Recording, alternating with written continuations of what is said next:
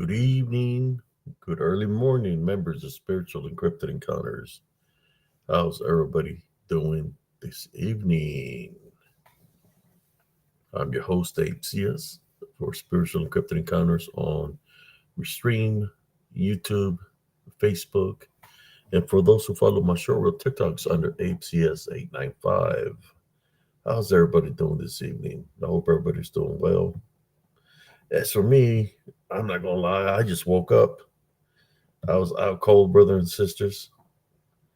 Uh, just cousin Jeff contacted me. We're going to do a live. I had just woken up, so I'm fixing to send him a link right now. And here we go. Here's El Linko for El Primo. Oh boy, yes, it's been having a lot of kind of strange activity happening around here. Where I got woken up last night after I did the one power hour live. I was so tired. I went to sleep, but then I got woken up like around 3:05 in the morning. Let me share this live stream with the groups that I share with. So how's everybody doing this evening? I hope everybody's doing well and in high spirits. Okay, here we go.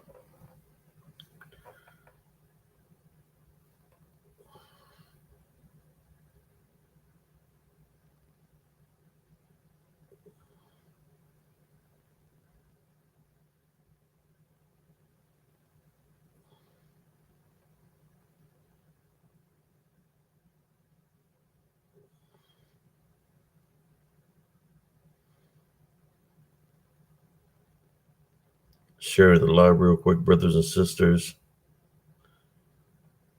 How's everybody doing tonight? I hope everybody's good.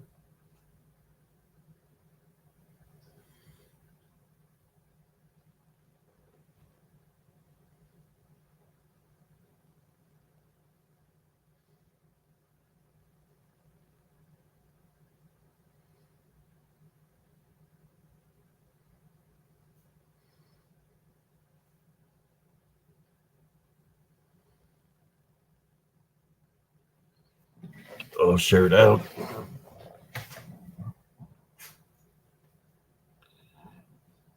Tonight, I'm wearing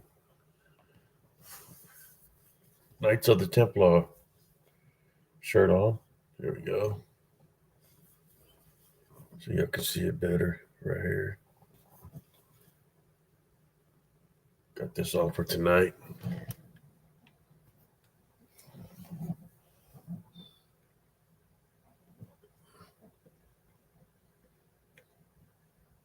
I'm sure I can fix this light in here. There we go.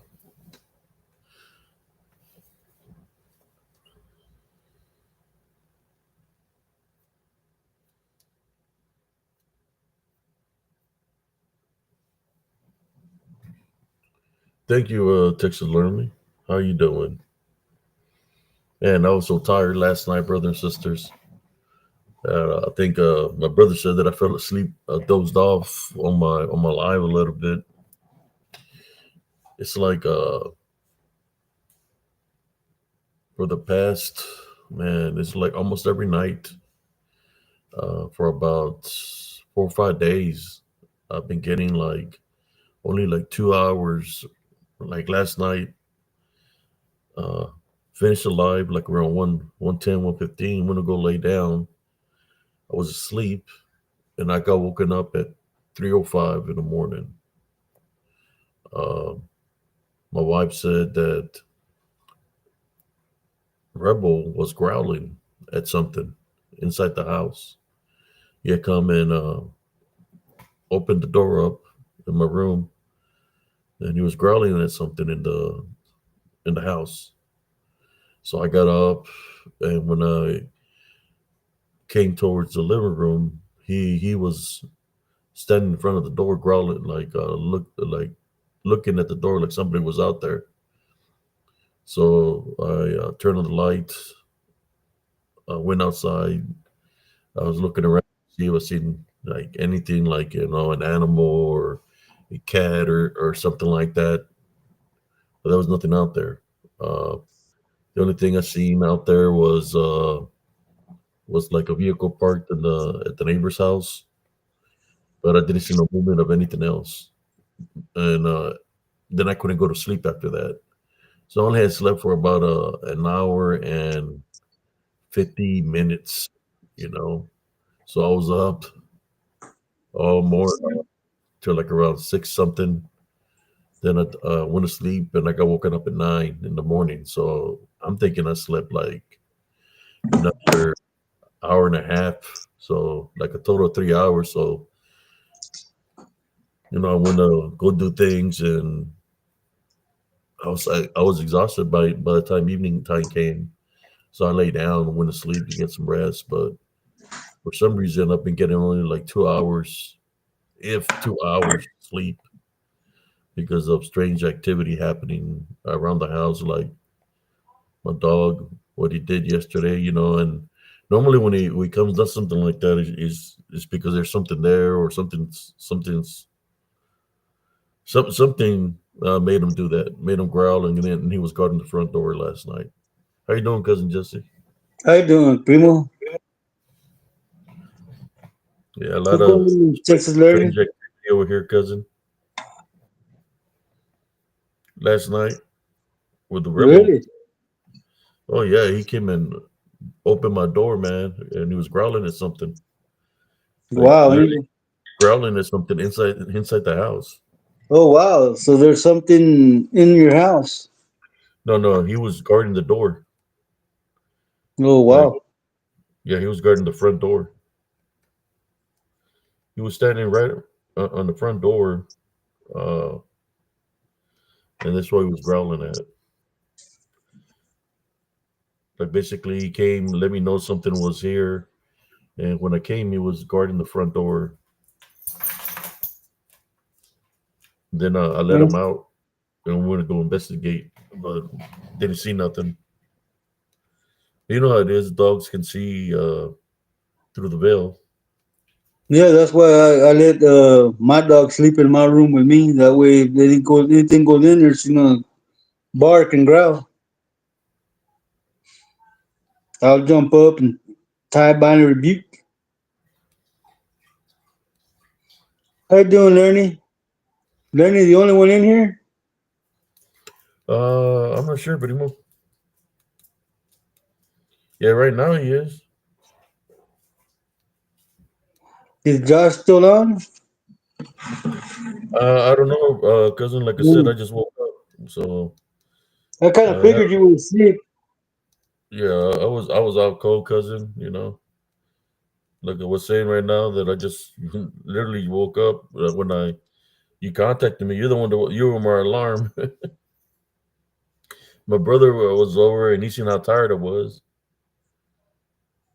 But that's from those events happening.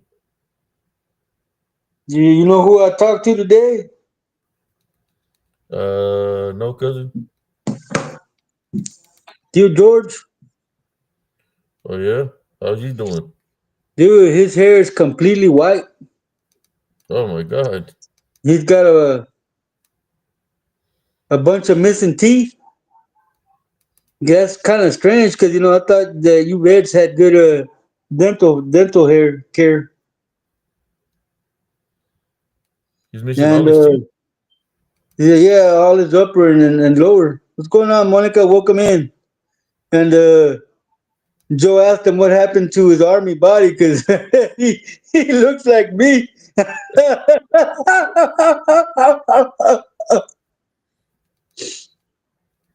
He got embarrassed and put his shirt on, man. He was in his 18 wheeler. Oh, that's messed up, man. Freaking his Yeah, army body. yeah. Joe asked him what happened to his army buddy, and I said, "Man, your belly looks like mine." He was in his 18 wheeler with his pit bull. He said he was in Memphis. Memphis. Well, he got an apartment over there, but apparently his girlfriend's mom was visiting, so he was staying in the truck. Talked to him for about an hour, and then around 10:30 or so, I was talking to Tia Sylvia and Tia Rudy. So where does he live, man? He lives in Memphis, man. Memphis, Tennessee. Yep. Oh wow. He don't go to the valley no more. He's afraid of his wife. What wife? Oh man, I forgot her name. That black girl. What was her name? Diana. No, the other black girl. What's going on, Runner? Welcome in. Yeah, we were under tornado watch a little while ago, Runner. Vicky. What's up with her? Well, see, she likes to do what Dirty Ike and them like to do. The back road. Yeah.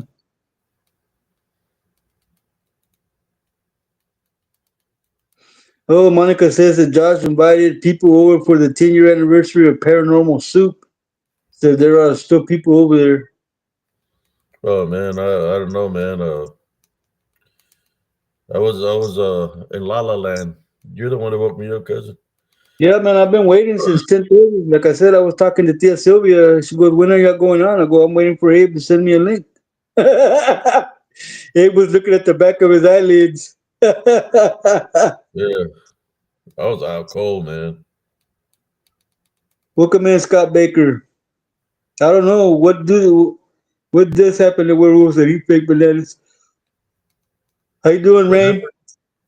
The question, the Scott Baker posted a question that what happens to werewolves that eat fake bananas? Eat bananas. Yeah. ¿Qué pascuis, Juan Ávila? Órale, vato. You said the werewolves eat bananas. He's asking what happens to werewolves that eat fake bananas. They get I them don't stuck know, in man. the, they What he's get them talking stuck in about. the, it depends on what they're eating the bananas with. Not like he's talking about the people from Oklahoma. But it Ain't depends that? on where the banana's going into.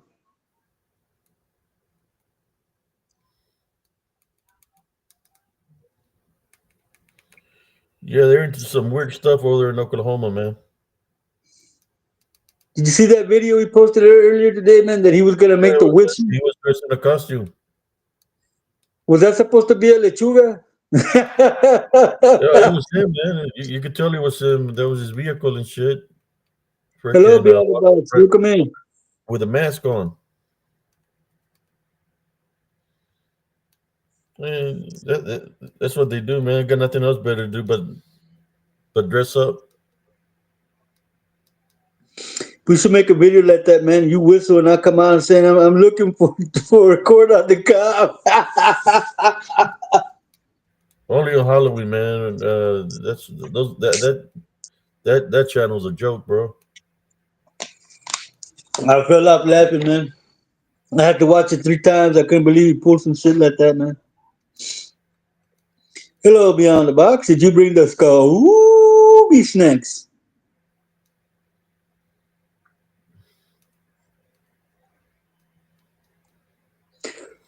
Well, yes, Render, but it depends on what they're eating, which part of their anatomy they're eating the banana with.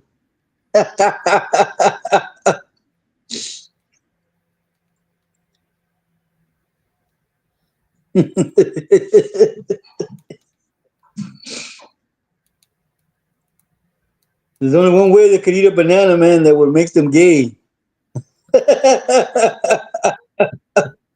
So what you seen the video they posted about that shit about Yeah, them? man.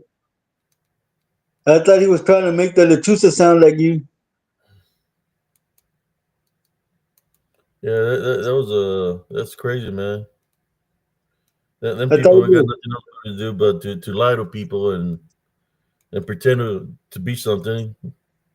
that person that came out on the spotlight, man, was as big as a well. It might have been Kool-Aid.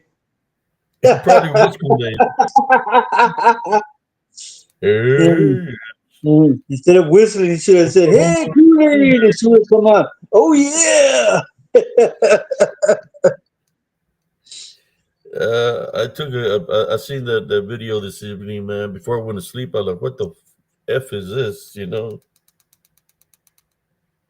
I thought he was trying to he was trying to make the Lechusa sound, and Ortega was going to be appear the Lechusa.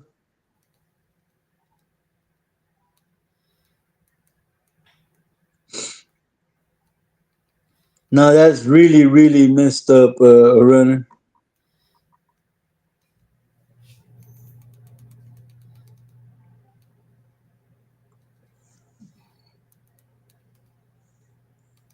You could have said it was a super some dumb guy. Runner.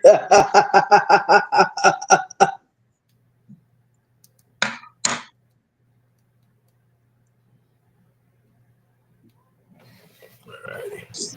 Sorry about that. I was handling some business on my phone, listening to the chat. Let me catch up to the comments here. Started I with was listening to that song the other day, D Truth. I said it was the theme song for Werewolf Wednesdays. Hey there, little Red Riding Hood. But I didn't want us to get a notice for playing their song without going through the proper channels.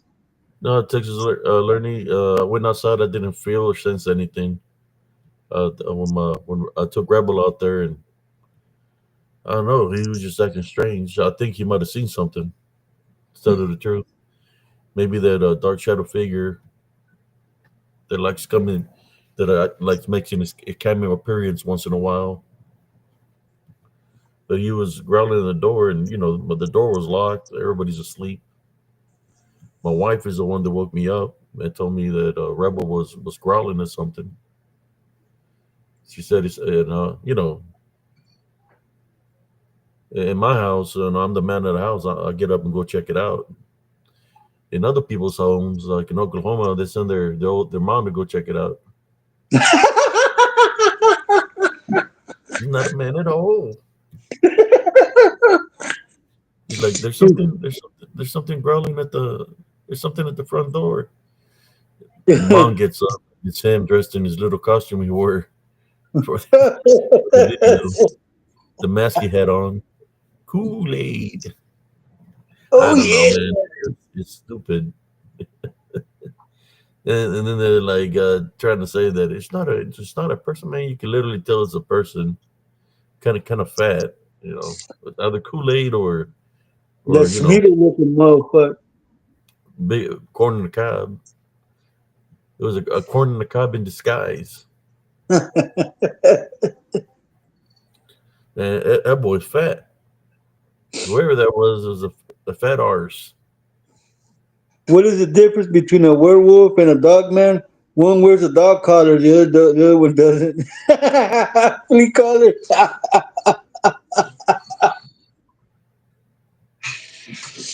Oh man. Oh my god! It's crazy, brothers and sisters. How these people you could truly tell that they're fake. They're not even saying that they're playing a prank or it's a joke. They're literally leading the people the wrong way. Uh, so I would suggest, their content, man. You know, trying to make falsify themselves. They should be reported for doing that. But falsifying information. You know, Well, that's what they've been doing to somebody else. falsifying Nothing. information. And if you see her in the video, they're not telling people, like, how when I do my show, and sometimes I have councias for Halloween. That I say councias is coming from Transylvania, and you already know the councias. Is just an act, right, for Halloween. Well, these people, they're dressing up in in costumes, and then they're misleading the people to say it's something real when you can literally tell it's a person wearing a mask on their freaking face. And then they go on their show and they try to say that it's a person bullshitting people. Ridiculous. Now you want to basically what I'm saying is you got the bullshit, you got this out of shape people that are fat, so you call them it's big bullshit. Big bullshit. Pura cuacha. Huge bullshitters. Welcome in, Renee W. Yeah, the way I see it, brothers and sisters, is this kind of people that they're burning their own selves. Come on, man. They need to change the show to the bullshit show or something. I'm, and the only reason I seen it is not because I follow them. Is because somebody placed something on Facebook of what they did. Yeah, Like I said, I don't follow them. It's just on I believe it was on PRT News where I seen yeah, that. yeah. It was. That's where I seen it. Ridiculous. I had to watch it twice, man, because I couldn't believe they posted that like that, man. You could tell that was fake as hell, man.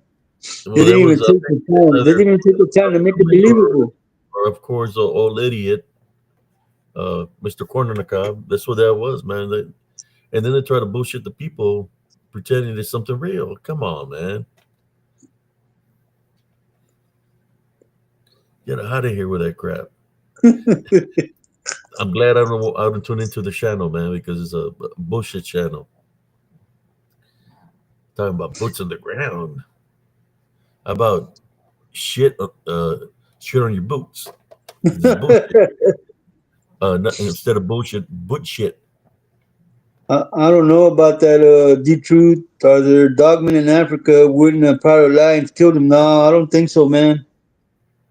Considering the size of the wolf, I don't think a pride of lions would do anything to it.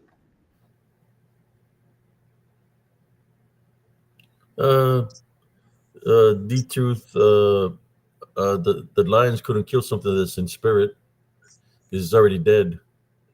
To tell you the truth, and you're talking about truth. Uh, the DDN, right? The manifest into this dog man and Bigfoots. Uh, they're in spirit form. So a pack, it could be a bunch of lions. They ain't gonna do nothing to it. They Now, probably run away from it. since they're in spirit form, I'm going to ask you a question, Dr. Truth or D Truth. Uh, does the DDN, disembodied demonic Nephilim, have the capability to mind control or possess a pride of lions? Ah, There you what's up, little go. brother? That's my answer to you. If Who is corn on the cob? I keep hearing you call someone that he used to be on Hee Haw.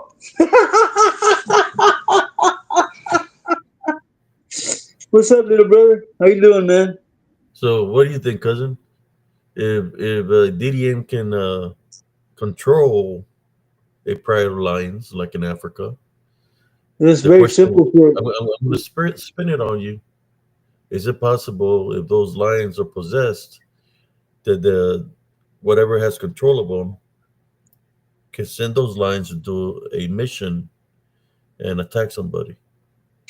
yeah, it's possible that the DDN can do that because it will possess their I know it. minds. I know it's possible because I've seen it. He can even make them walk on two legs.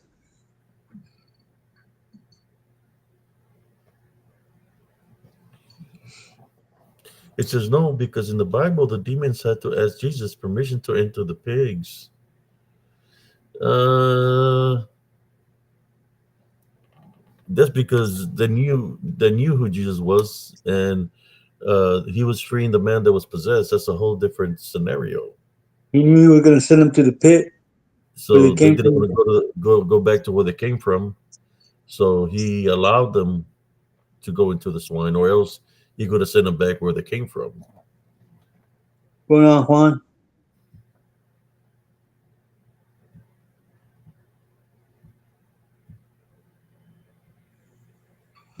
But anyways, people are asking me who is Corn on the Cob. Well, Corn on the Cob has many aliases, many fake profiles. He's kind of like the Legion, you could say, but in the troll world because he's got many names. We got Corn on the Cob, we got Chicken Cleghorn, we got Damien Peterson, we got different profile names that he uses. Uh, and he messes with people, trolls people. You know, he's a big troll, messes with people. He's got a shit show that sucks, uh, and he messes with people. That's all he does because he got nothing else better to do. I done challenged him to mutual combat because he messed with me numerous times, but he never took the challenge. So I make fun of him. You know, I was talking about a video that I seen where he's either him or his fat co-host dressed with a mask, pretending to be some kind of cryptid, and you can literally tell it's a person with a mask on walking in front of the vehicle. So I've seen this in PRT News, and then Yeah, they try to play it off like it's something, but it's literally them wearing a mask. you, Ridiculous. you know all the aliases, Reigns.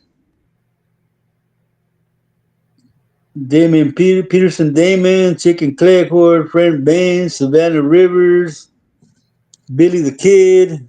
You know all the aliases, Rain. Thank you.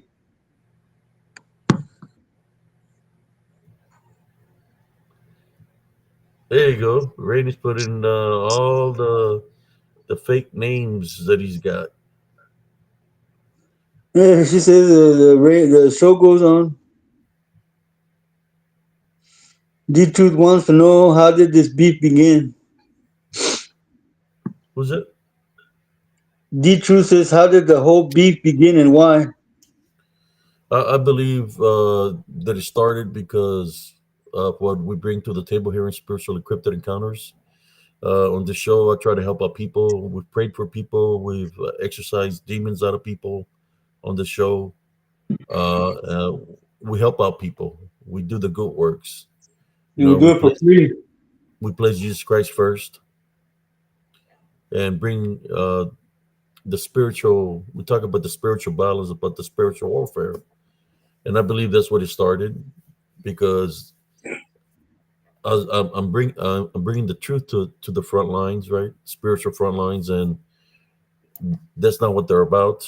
They're they like to lie to the people. To them, it's not about. To me, I do it for the good works of the balance. For them, is like you see me as interfering of him uh, trying to make money. I guess you could say. Well, what's the proper word for when somebody's got a sign that says "I work for food"? Oh really, Rain? Rain says D Truth, you watch his show and are in his chat. So you know how it started, right? Hello, Madeline, how you doing?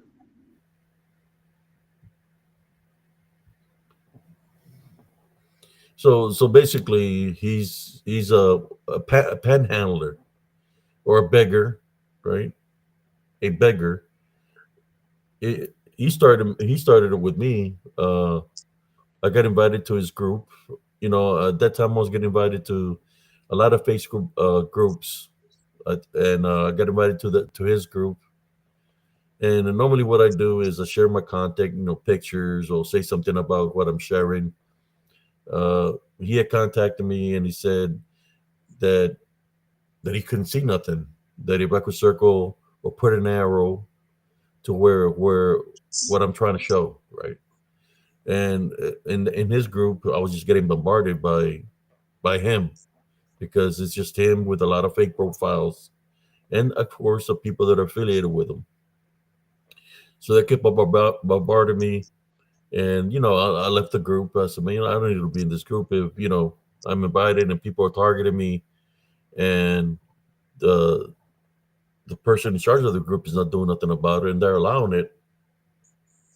and I don't be here.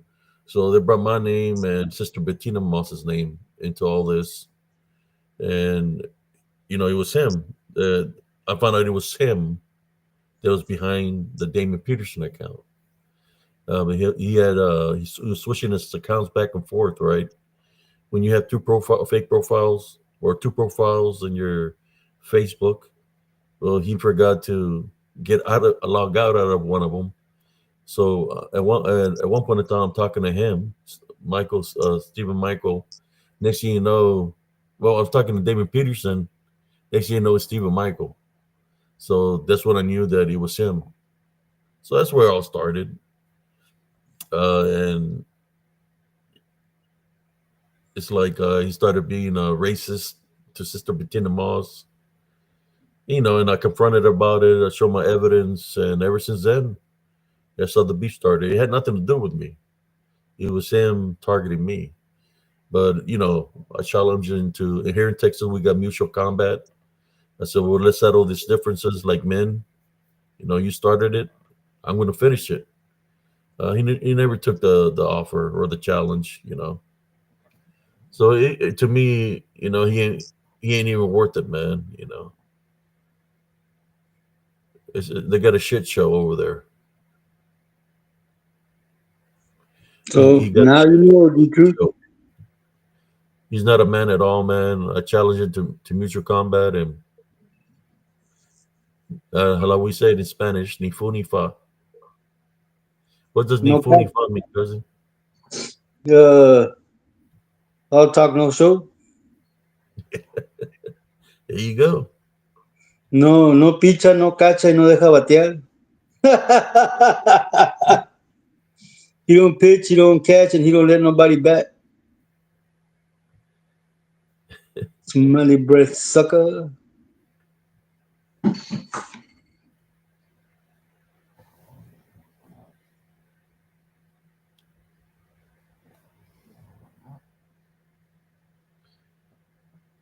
Same person.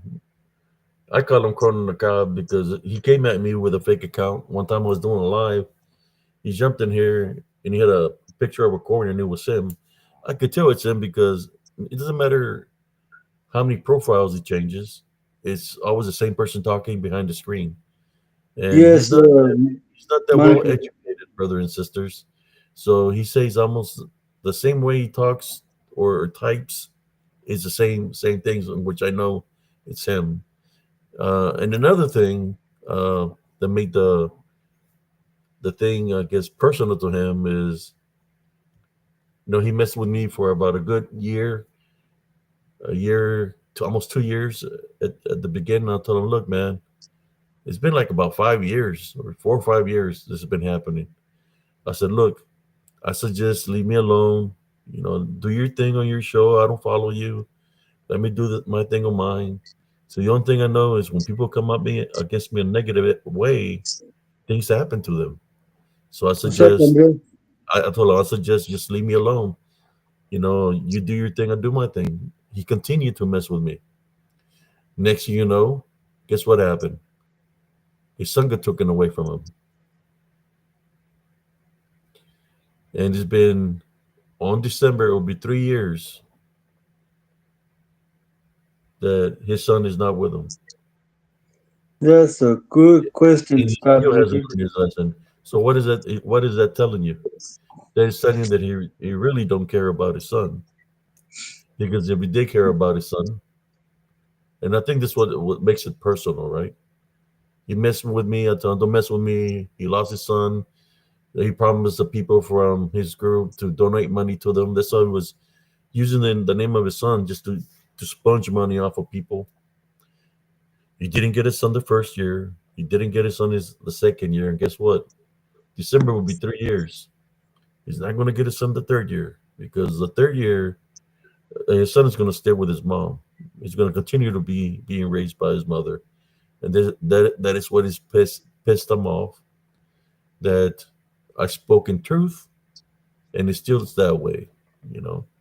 And I support the mother raising, being a father and a mother to the son. So that's the beef. But he started it, right? He started it, and I haven't lied to the fella. I try to tell him, hey, find 2 jobs, 3 jobs. Stop freaking asking for donations and making people try to feel sorry for you or try to blame other people for your circumstances. At least find a job, a part-time job or something. If you really care about your son, you bring somebody into this world. It's your Okay, responsibility to show my them to take Lawrence. care of him. He chose not to, you know. But that's his problems, I'm not worried about the guy. He's a deadbeat dad. That's all I can tell you.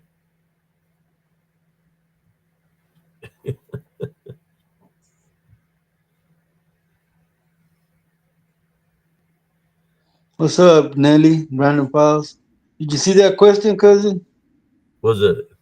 I'm catching up to the comments. It Uh, says, I have a question for y'all. It's from Scott Baker. He says, where'd it go? At I'm zero seeing it. percent years, are you seeing it? Okay. Yeah. I have a question for y'all. At percent years of our family would go camping late at night. I woke up, saw the face of a demon staring out of the bonfire. So, so does the fire have a different frequency? Well, fire fire changes, right? You can see a demon. It's not that you're seeing a demon. It's just the shapes of a fire. Even the smoke that comes from the fire, you could see a form of something. We've seen that happen numerous times throughout history. When a volcano erupts, sometimes people say, "Oh, look, there's a demon in the volcano," because it's an image of the smoke that it forms, and it forms like something. You see, I think something like that happened when the Twin Towers. There's a lot of smoke, and people are recording. A certain image can appear, and it's, oh, look, there's a demon in the there was a demon that was involved in the Twin Towers. You know, Hello, Dick Dick. but Good yeah, night, Gilbert. basically what I'm saying, fire can form a form. The elements can form a form. Fire, water, clouds, uh, sandstorms can form a form of something. But just because it's forming a form of something doesn't mean that it's a demon. It's just the eye of the beholder what you're witnessing.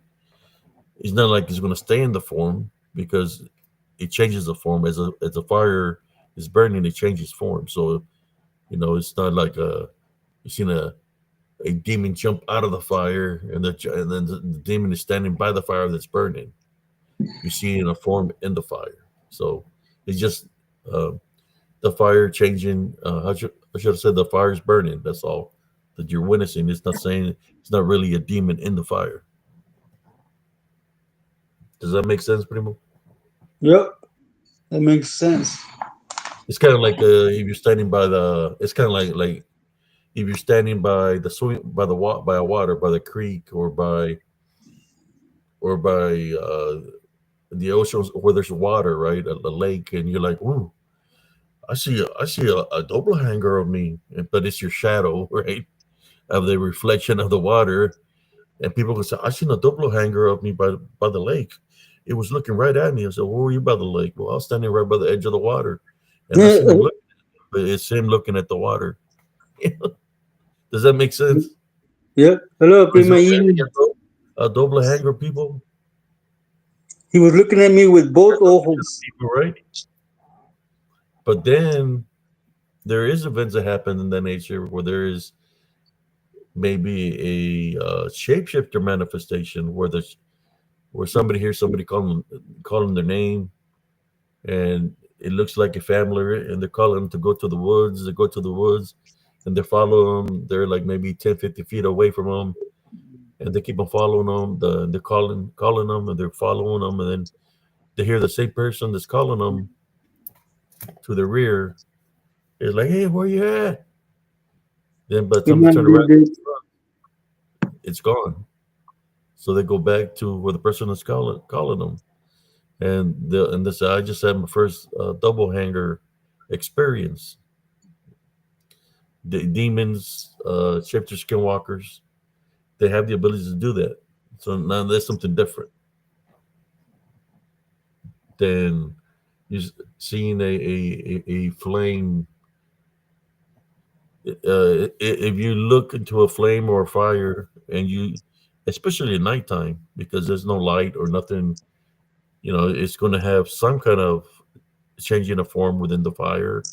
Uh, the way it burns, depends what you're burning it with. If you're if you burning marijuana, and you're looking at the flame of the marijuana that's burning, you're gonna have real bad side effects. And then you're gonna have the flame. You're not gonna be looking at the flame. Next thing you're gonna be seeing naked women and all kinds of stuff because the effects of the marijuana that's burning it's gonna affect you. You know. Well, the truth, I believe that they are real, and so what are they? They are beasts, man. They've been around forever. They don't die.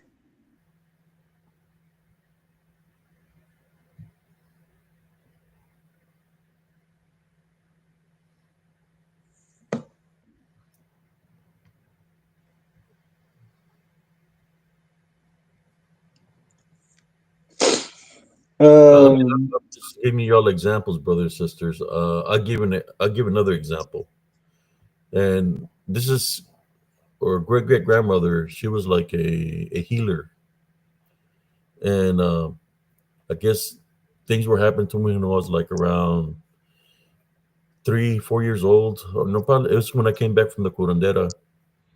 My Lola, that's the name. She called. My mother took me to her, and she lit up the, what do you call it, sage in the living room.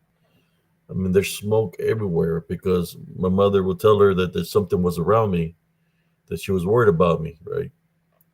So I'm standing in front of her, and she's in front of me burning the sage. And then she says, if there's any spirits around them, show yourself. That's what she said. And she had this she had a cigar of sage, or a stick of sage, and she would blow smoke and stuff like that, right? So she was burning that. It was like her whole living room was just nothing but smoke. Of course, in the smoke, you think, like I said, it could change images. Well, this what happened, brothers and sisters. My hairs are standing up just talking about this. If there's any negative energies around me, I type out every you just crash leave, welcome here. Leave my home. man, When she says identify yourself of who's around them, they identify themselves, they show themselves. They were right there beside me. It was two of them, and they were huge. And guess what they looked like, primo? dogs, man, werewolves. Werewolves. Dogman, Lycanthrope. That's what it looked like. They were standing right beside me. I could see them open their mouth, their jaws, and when they went like this, the smoke just went different directions. And she looked at him, and she says, "Leave my home." And they say, "Leave my home, and stay away from him. You're not welcome to be around him." And I could see him leave the house, out the front door of her home. They left out the door. You could see the sage broke their, what would I say, their camouflage, because they're in spirit form. So the smoke broke their cloaking, in which it showed their form, how they look, just like fire would do. Fire would do the same thing. If there's something around, something is the smoke of the fire, you could change into whatever's around you. Uh, Water, reflection. If there's somebody there, a mirror. Let's use a mirror for example. If you're standing by the mirror, you're doing your beauty stuff, fixing yourself up, Next thing you say, while you're doing that, you see something right there standing beside you, or standing the reflection of something. It's because there probably is something there, and the mirror, the image of the mirror, is showing you what's around you. You know, which that happens sometimes.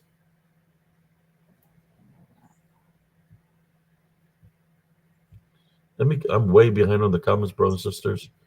Let me catch up to y'all. What do you think, cousin? Yeah, man. I Uh, wish I would have gotten to know grandma, great grandma better than that, man. I don't have very many memories of her, except that every time I went to her house, it smelled funny. you're right, Primo. Gilbert.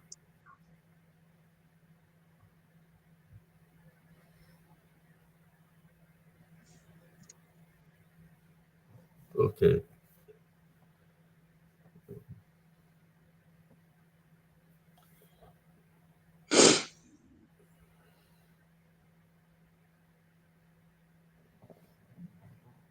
No, I've known better than to mess with mirrors, Monica, because they are portals. Anything can come in and out through there. I've never scribbled in a mirror or anything like that with a mirror.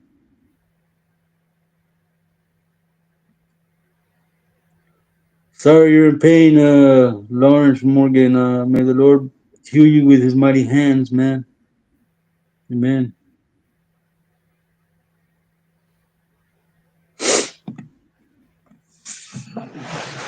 Be right back, man.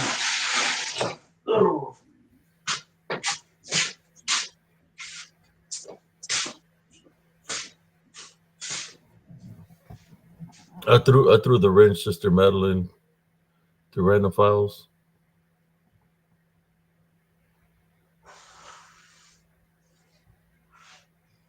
We got Ivy Ramirez, Beyond the Box. How you doing, Sister Brenda? Well, there's a lot of people here tonight. I'm way behind, brothers and sisters. Yeah, I will go to my great grandmother almost every weekend, man. Sundays, I'll go visit her at her house, and I like playing with She had chickens and roosters, ducks. She had a cage full of pigeons. My Lola.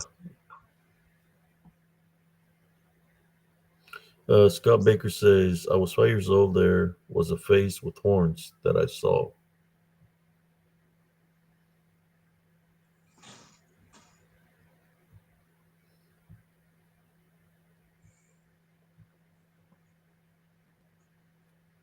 Yeah, I got a lot of stories dealing with that. Like a double, people call them double hangers, but I just call them unclean spirits because that's what they do. They can manifest to deceive you, to trick you, like what happened to cousin Jesse with his brother.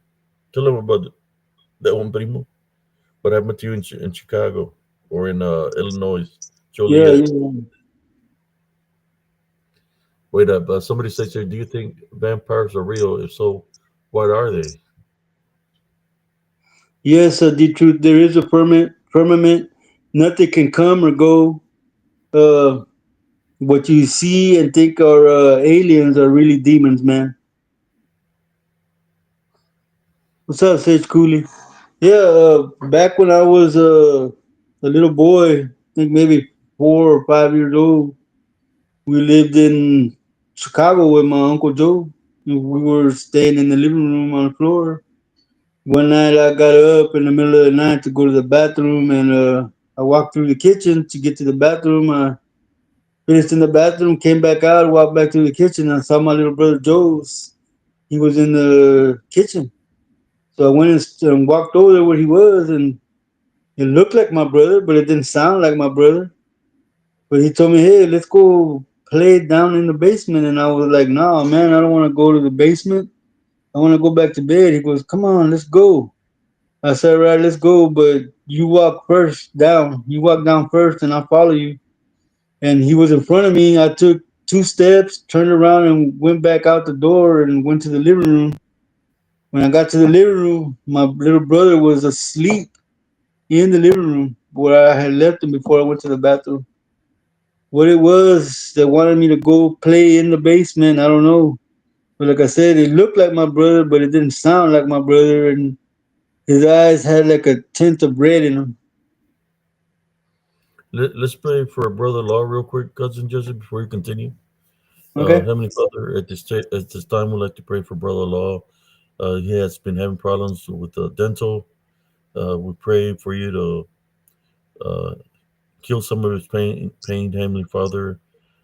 Uh, we pray, give him a remedy to heal him.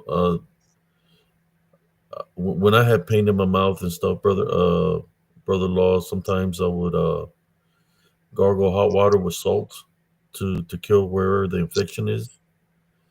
Sometimes I would put garlic on and bite on it to kill the pain also.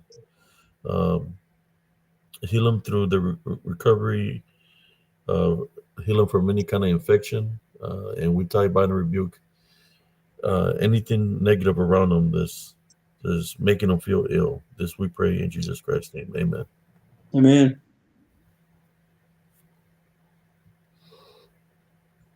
Go ahead, cousin. Huh? You said that you were in Chicago, and I remember that the basement you're talking about because we went to visit him one time. It was right there, like near the living room, right? It's like stairs that will go down. Yeah, right there between the kitchen and the living room. Yeah, I remember. And yeah, There was some that weird thing. activity there. I remember the activity that would happen there. Yeah, like I said, I came from the bathroom and saw my little brother Joe there, and he wanted to go play in the basement. And I didn't want to because I didn't really want to go. So I told him, okay, I'll go with him, but he had to walk down the stairs first. So I let him go in front of me, and I walked 2 steps, and then I turned around and went back out and closed the door. When I got to the living room, my brother was asleep in the living room.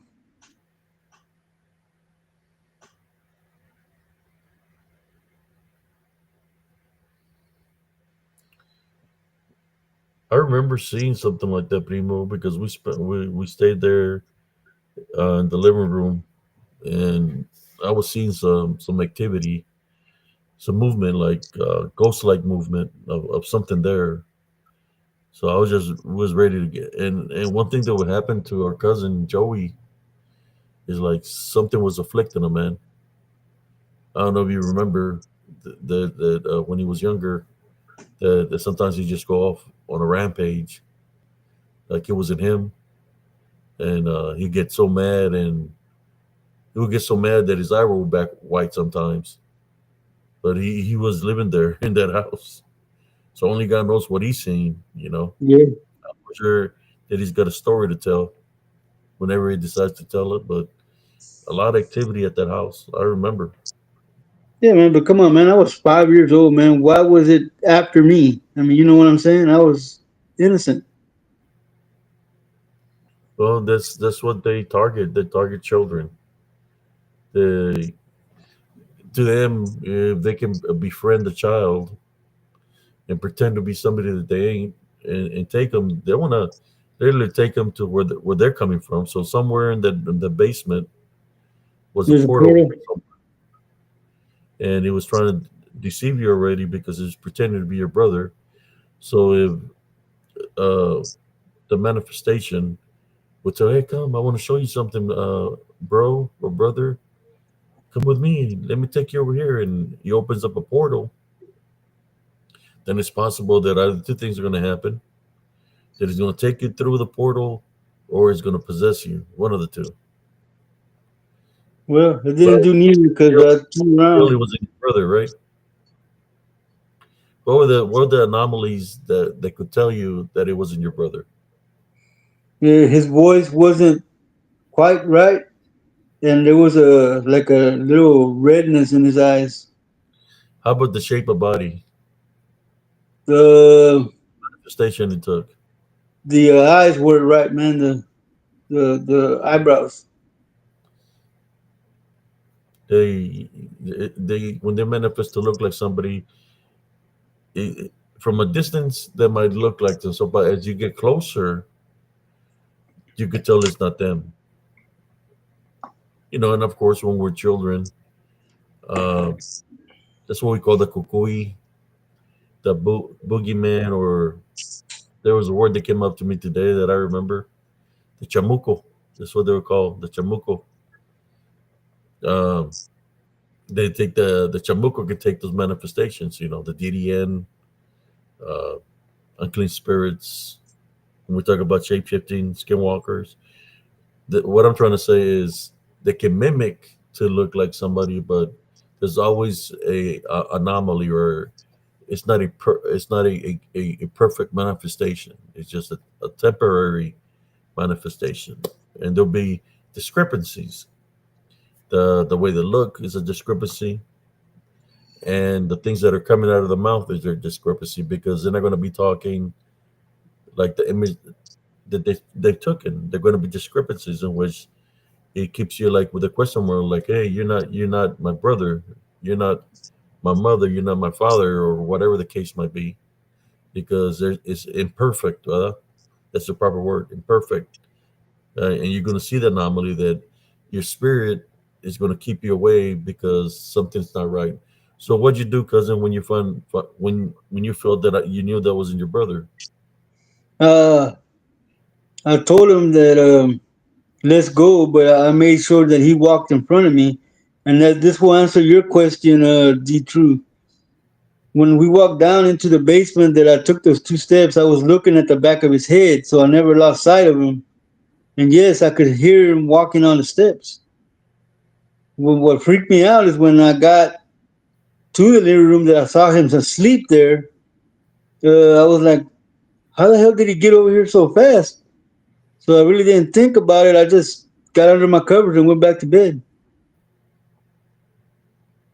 That's weird, Scott Baker.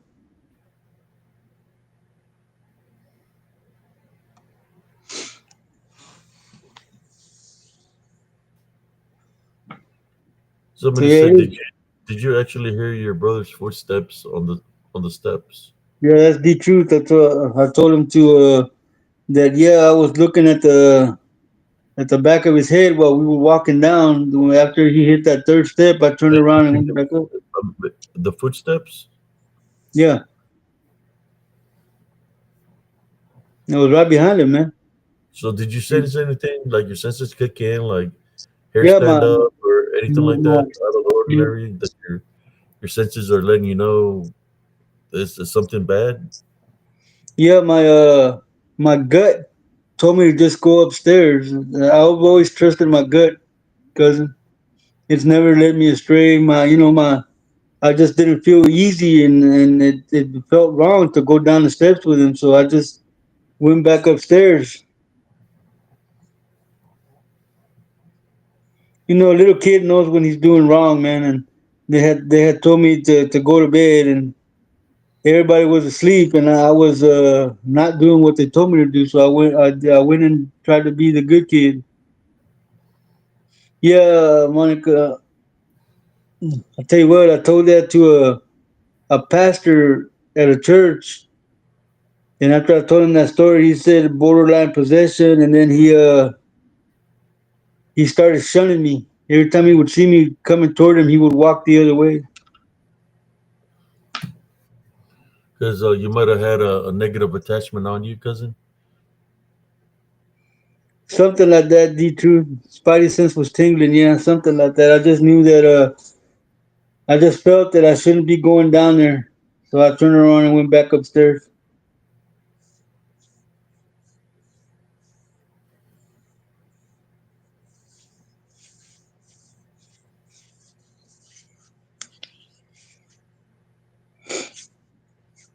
Was there another incident that ever reoccurred like that?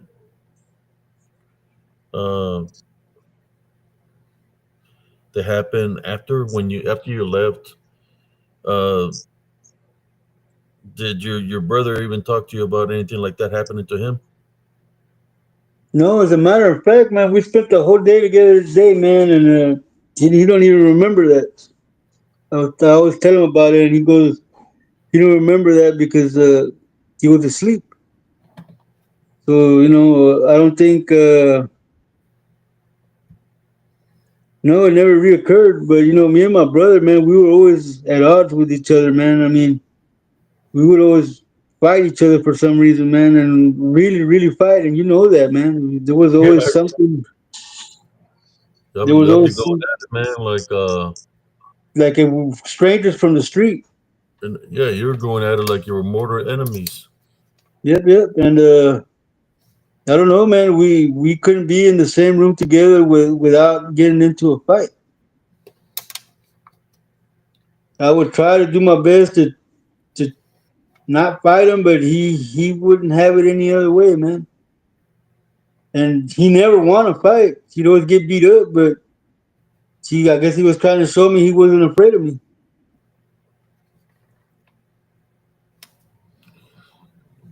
Yeah, I remember of incidents like that happening Yeah, be so missile. when I was growing up, man. Uh, in the '70s, we had there was toys, but the toys that there was out there were kind of like you remember those little guns that with a little cowboy strap or the holster with Yeah, a little metal thing that you could put those the, little cap things in there. the They, little they had cat those gun. kind of toys, but I couldn't even afford that. So what I would do, I had a little stick, and I would get a rubber band, and shoot the rubber band, and stuff like that. So there was one day where me and my cousin, it was him, it was me, my brother, and my cousin and his cousin. We were playing war, or we're pretending we're in the military and good guys, bad guys scenario, right? So we're all running around the homes, chasing each other and stuff. And then me and my cousin decided to be on the same team, right? So we're playing war, we're hiding and stuff like that. It's two homes, my grandmother's home and our home right beside there, and we're just running around the houses. And we're hiding, we're hiding by the trees. Sometimes we'll crawl underneath the house to hide, and stuff like that by the edges, and we could see them running, the feet run beside the house. So I was standing by the side of my grandmother's house, and I had the little rubber band like that, looking around the corner, and then I feel somebody tug me on my pants, and I looked and I seen a hand tugging me in the pants. I pull back and I see my cousin looking at me, and he's telling me to come. Right, so I duck down and I'm looking, and then I can see my cousin going into the darkness backwards into the underneath my grandmother's home, and I'm trying to figure out how he got underneath there because the gap is that side of the home. The gap wasn't big enough for anybody to crawl underneath there. So I see his face and he's crawling backwards and he's telling me to go to him. So I told him, I'll be right back, cuz just stay there. So I went around and I'm looking and I see somebody up there in the front and I'm looking. When I go look, uh, my cousin was captive over there. My brother and his cousin had him captive. They had caught him, so he was actually a prisoner of war, a POW up there. So it was my cousin and my brother and his cousin. They're up in the front of my house, and I just looked back to the house. It's like, what the hell? So I went back around to look, and he wasn't there.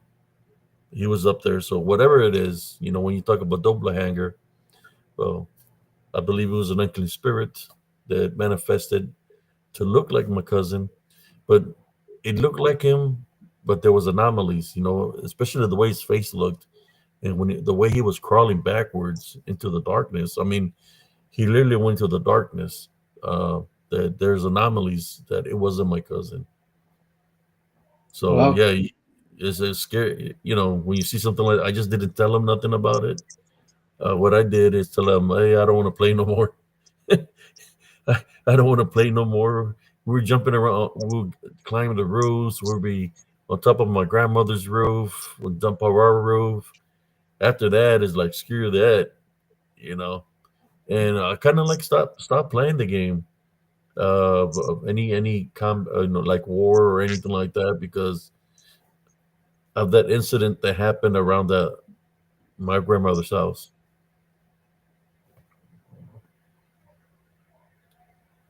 Monica says you have some creepy experiences. But you got to remember, brothers and sisters, that I've been able to see through the veil for a very long time. Since I was a kid, that I would see all kinds of things. And some of the things that I would see, I could tell when somebody was being possessed, when somebody had a lot of unclean spirits in them. Given it, I can, but I'm trying to stick to the double hanger thing, but there was several other times that the double hanger thing happened. Uh, had another incident where it was a Saturday. My sisters wanted me to build them a little home so they could play dolls or whatever. So I'm making this home with blankets and cardboard. Uh, I fixed it there on the it was called it was a blackberry tree, and I made it like a little house or whatever. And they're playing. Next thing I'm inside the house, and then I see my sister calling me to the last room, primo. My sister Oh, B. yeah, no, not the last room. I go to the last room, and she's just sitting there, and she's looking at me, and we're playing. She's got like a little doll, and we're playing. I got my toy, and we're playing there in the room. And then I hear my mom yelling at my sister to come inside the home to help her make tortillas, right? And I said, "Mom, what's going on?" And she's like, "Well, call your sister Guadalupe and come help me." And I said, "Well, I'm playing with," and I said, "My sister B." She's over here and we're playing in the room in the last room, and she's like, "Go call your sister from outside right now." You know. So I go outside, and when I hear my sister talking to somebody, and I'm thinking that she's playing with an imaginary person, right? When I go into the little man-made house, or should I say, kid man made. When I open the thing, my sister Lupita is playing with my sister Beatrice. They're playing. They're having a tea party, primo. Wow. A tea party in there, and like, wait a moment. So I go there. I pass my mother, and I'm walking real slow into the last room to see if my sister Beatrice is still there. And when I look, there's nobody. Wow. Double hang. You want to call that double hanger? The double. To me, they're unclean spirits that have the ability to shapeshift, manifest to look like somebody and try to deceive you. That's what some people might call them imaginary friends. But what if they're not that imaginary? What if it is a manifestation that something is taking, but he's trying to befriend you? Like, hey, I'm your sister. Hey, I'm your brother. Hey, I'm your friend. Come with me. I want to take you to where I come from. You want to go play at my house? Imagine how many children have been deceived and taken somewhere else, where they're taking the offer of go and play in their house, and they're telling them, I got all kinds of toys and things at my house. Come on over. So all you got to do is say yes. Just say yes, and you're coming with me, so we can go. It's Hey, crazy, right? really? Hey, there's a question right here, cousin. The YouTube wants to know what do you guys think crawlers and rakes are? Wait, well, let me catch up. Not catch up, catch up. Here we go.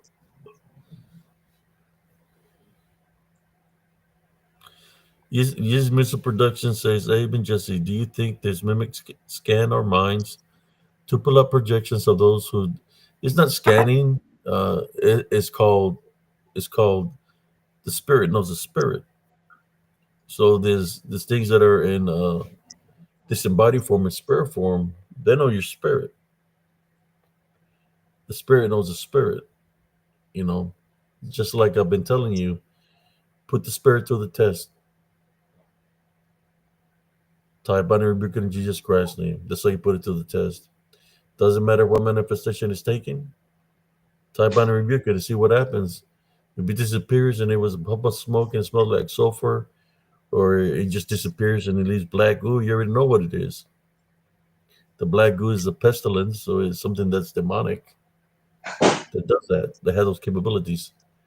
There's okay, let me yes, shoot. Let me go down a little bit. Scott is calling it a night. Good night, Scott. Tortillas. What do you think the crawlers and rakes are? Same thing. Same thing. It's just different names. If you notice, they have a beastly manifestation for the fear factor because that's what the target is off of fear. That's where they take the beastly manifestations. Yeah, I think I just dropped my phone. I don't even know where it went to.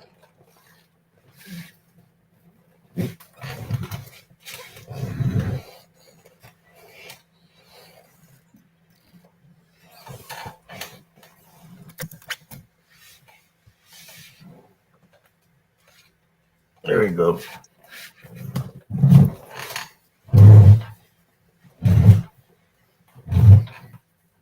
Sorry about that, y'all. Then I wonder why my phone doesn't work right. I drop it all the time. It says in John to test the spirit by asking it to confess. Yeah, that's why that's the best way you can test it is by tie binary rebuke it in Jesus Christ's name. If it's something that's real, well, it's going to still be there. But if something that's infiltrating, it's going to disappear and leave, especially when you tie binary rebuke it in Jesus Christ's name. I've done that numerous times, brothers and sisters. There'll be some things that could be out of the ordinary. For example,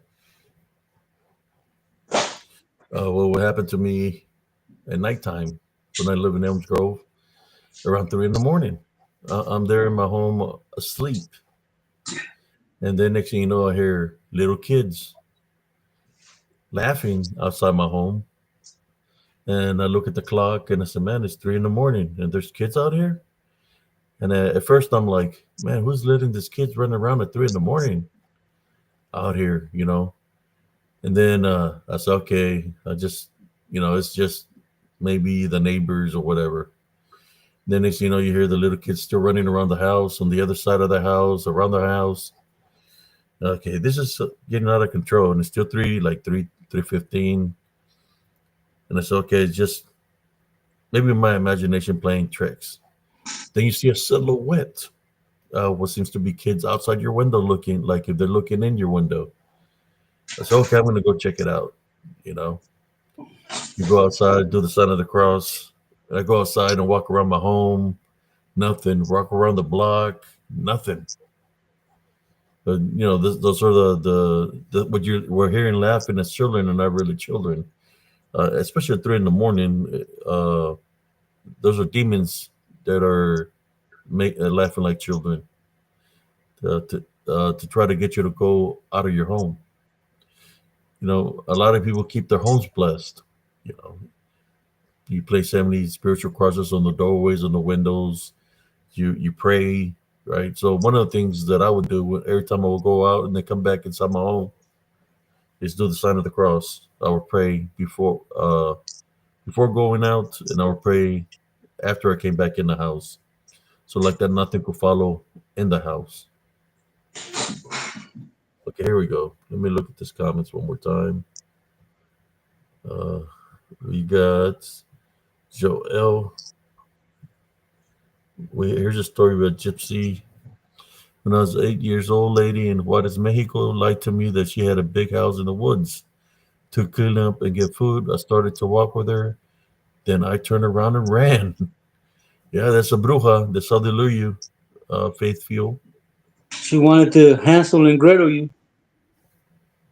Yeah, I remember Faith Fuel when after I had the encounters with the brujas and the lechuzas with the curandera, where there was always this beautiful woman, man. I mean, I was a kid, but they was always trying to lure me with candy.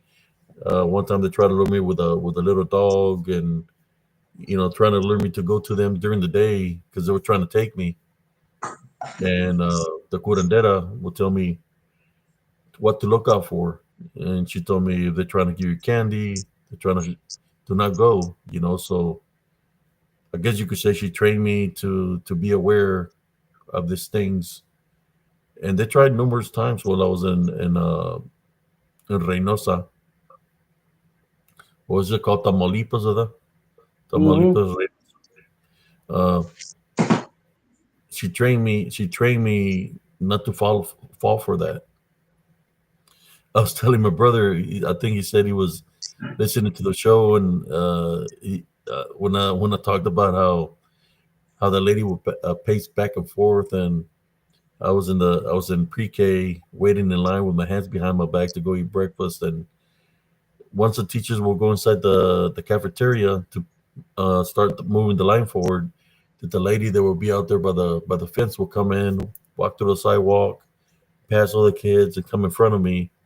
I was trying to give me candy, bananas, oranges, something for me to take, but I would never take it. And she had a smile on her face, like she was trying to be friendly, but I will never take it because the curandera had already trained me not to take anything. And she would get mad, the lady. Well, when my brother was sharing the story, it's like, oh fuck. That's what he said. She fucking got me. I said, what do you mean she got you, bro? Because my brother's 2 years older than me.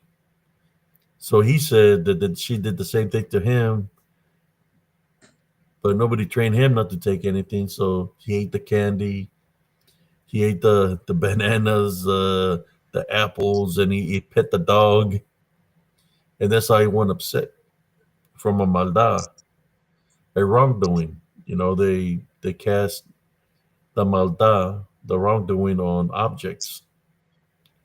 ¿Cómo se dice la? That's what it's called, a maldad, primo. What's it called in English? Or the maldad, or should I say the witchcraft they placed on the eye on the object. So once my brother made contact with it, it transferred to him. If that makes sense. Yeah, that's why I tell people not to pick up any toys or anything that you see on the side of the road because that African witch doctor used to use toys to cure the little kids that were sick, and he would put the hex on the object and then throw it in the street, and whoever picked it up would get what the little kid had. Yes, a curse, Madeline. You're right, a curse. I think this rakes, Bigfoots, are all fall in the same category. They're all demonic, man. I'll be honest with you. I have a picture. I got a picture to to prove this. When people describe a rake, I said, I believe I got a picture of a rake in the path of Elms Grove, where they're right behind me, and the rakes. Well, supposedly the rakes got a mouth, but to me, they're beings or manifestations of creatures, or should I say, demonic manifestations. When they come in through a portal, right? And if there's a spiritual hit on you, well, guess what? They're aiming for you. They're manifesting there because they're coming after you because there's a spiritual hit on you. Well, the truth, Like, you need to. If you're all kinds asking, if go ahead, cousin. of. I'm just Or So I'm just there's trying to answer this question. If Victor did kill DMs and Bigfoot, where are the bodies? Where's the evidence, man? If he was a government agent and he killed DMs and Bigfoot, where is the proof? Where is the bodies? uh, the truth. I believe the agent uh, was lying, man. In the military, and me being proud military, as an Operation Desert Storm. When you kill, you have a confirmed kill. Uh, we destroyed tanks, and which in the tanks there's people that are controlling those tanks. So we got the confirmed kills of the tanks and confirmed kills of the soldiers who were killed. In which there's you got the burning tank to prove that there was a confirmed kill, and then you have body bag detail where there's bodies uh, of the soldiers that killed that died in combat.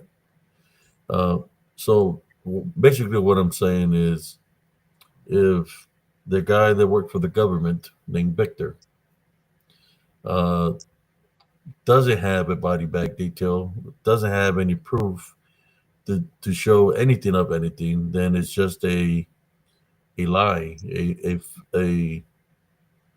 figment in his imagination. Why would they bury the bodies, learning? If you kill something like that, you would take the bodies to study them to see what makes them what they are, man.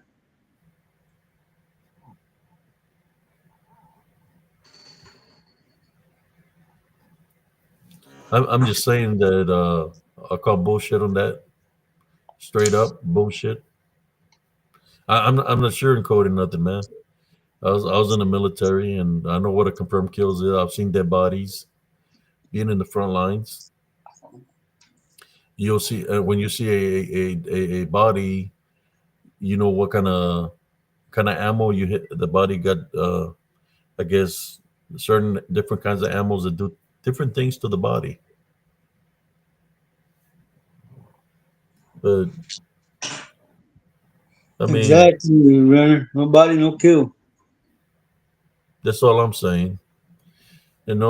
There's no picture of no body or nothing. Then it's just a story. I mean, now I'm not saying that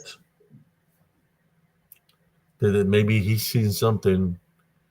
He might have shot something because he's seen something. But if he went to go look to see where what he shot at or killed, and there's no body, then he really didn't kill nothing. I mean, if there's no body, there's no traces of blood or anything like that. It's because maybe it was a DDN that manifested to look like something, and he shot at it, thinking he got a confirmed kill. Uh, but the bullet probably hit a tree or a different object because the thing disappeared. Thinking he killed it. But if there's no body, then it's not a confirmed kill. I mean, honestly, if there's no body, no proof, no body bag or anything like that, then it's not a confirmed kill. A confirmed kill is when you have the body and there's a body bag, whether it's body parts or the body, as a confirmed kill. That's all I'm saying. When it's something that's real, the body is, when a person dies, and the depends what kind of round you get shot with.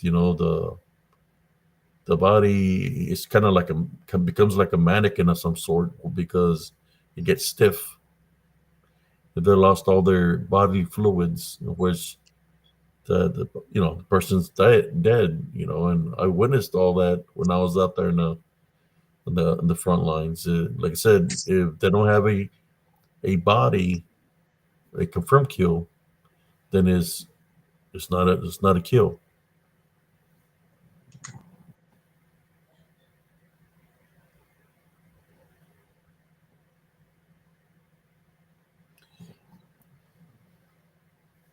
Well, Sister Monica, that's an excuse that the Bigfoot community uses a lot.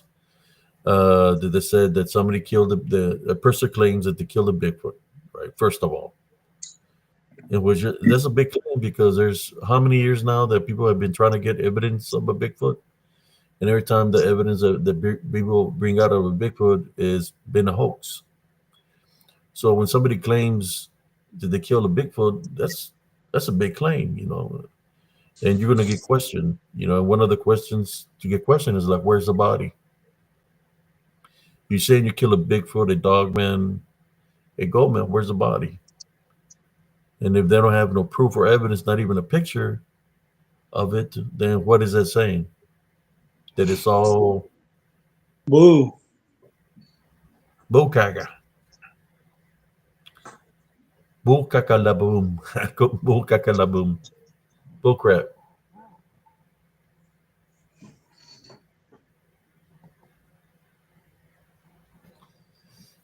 I was in the government, bro. I've seen things out there, uh, but these things that I've seen, they disappear. So what is that saying?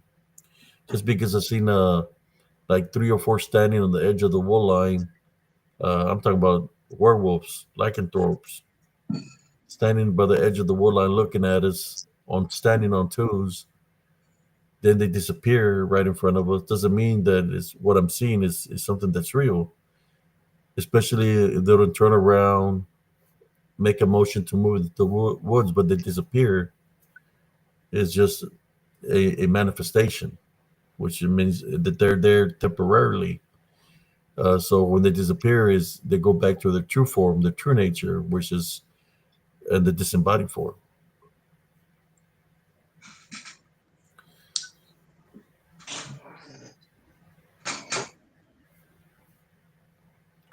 I'm thinking if the cryptids were real, brother Jaime Alanis, they wouldn't be hiding. If something that's real, they wouldn't be hiding from anybody, man. I'm talking about the Bigfoots, the dog man. They wouldn't be hiding. They'll be showing themselves everywhere. Like I said before, what I witnessed that to me they're not flesh beings. There are manifestations of these beastly forms, but they take the manifestation for the fear factor, but they're not truly flesh in the flesh. I know that the Bigfoot community and cryptozoologists try to make it seem they're the flesh, and the only thing I'm going to say, and we're going to move on, is like they used to say back in the day: "Show me the money, show me the money." Well, show me the body, show me the body. When a person passes away, there's two things that happens. Either we have a funeral, where what happens in the funeral? If they're in a casket, you're able to view the body in the casket. Say your farewells to the person.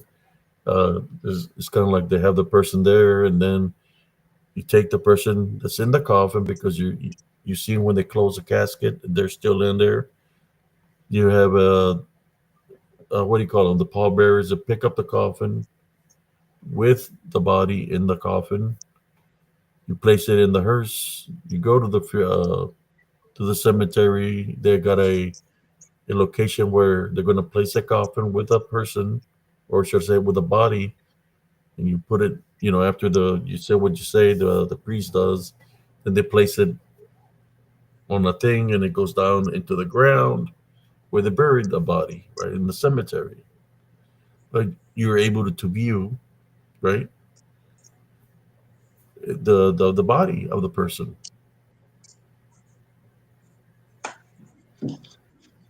Even the priest put some holy water on the coffin, and on the coffin to bless, for the person is that there no more, but for protection, spiritual protection.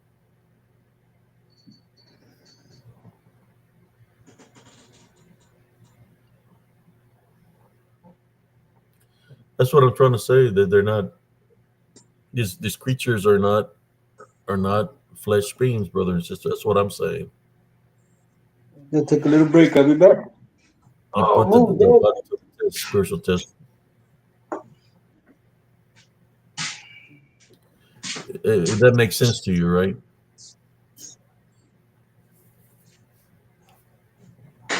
When a person, right, you're either going to get placed, your body's going to place in a coffin, go to a cemetery, or you're going to get cremated. The only thing about a cremation is you don't see the body going to the cremation. You don't see the body getting cremated. With a funeral, at least you know the body's there because you've seen it at the funeral home. You've seen the coffin, the casket getting closed, then placed in the what do you call it, hearse, and you see it get placed in the ground. There's a big difference.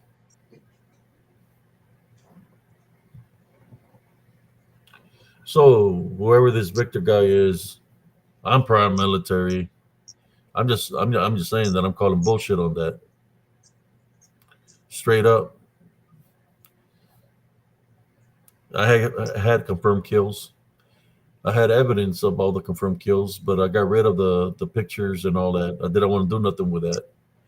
You're not supposed to rejoice over the dead. I had confirmed kills on pictures of burning tanks. There was all kinds of bodies all over the place that I didn't want to look down because they were everywhere. I was in the front lines. So yeah, whoever this Victor guy is, I call bullshit on that.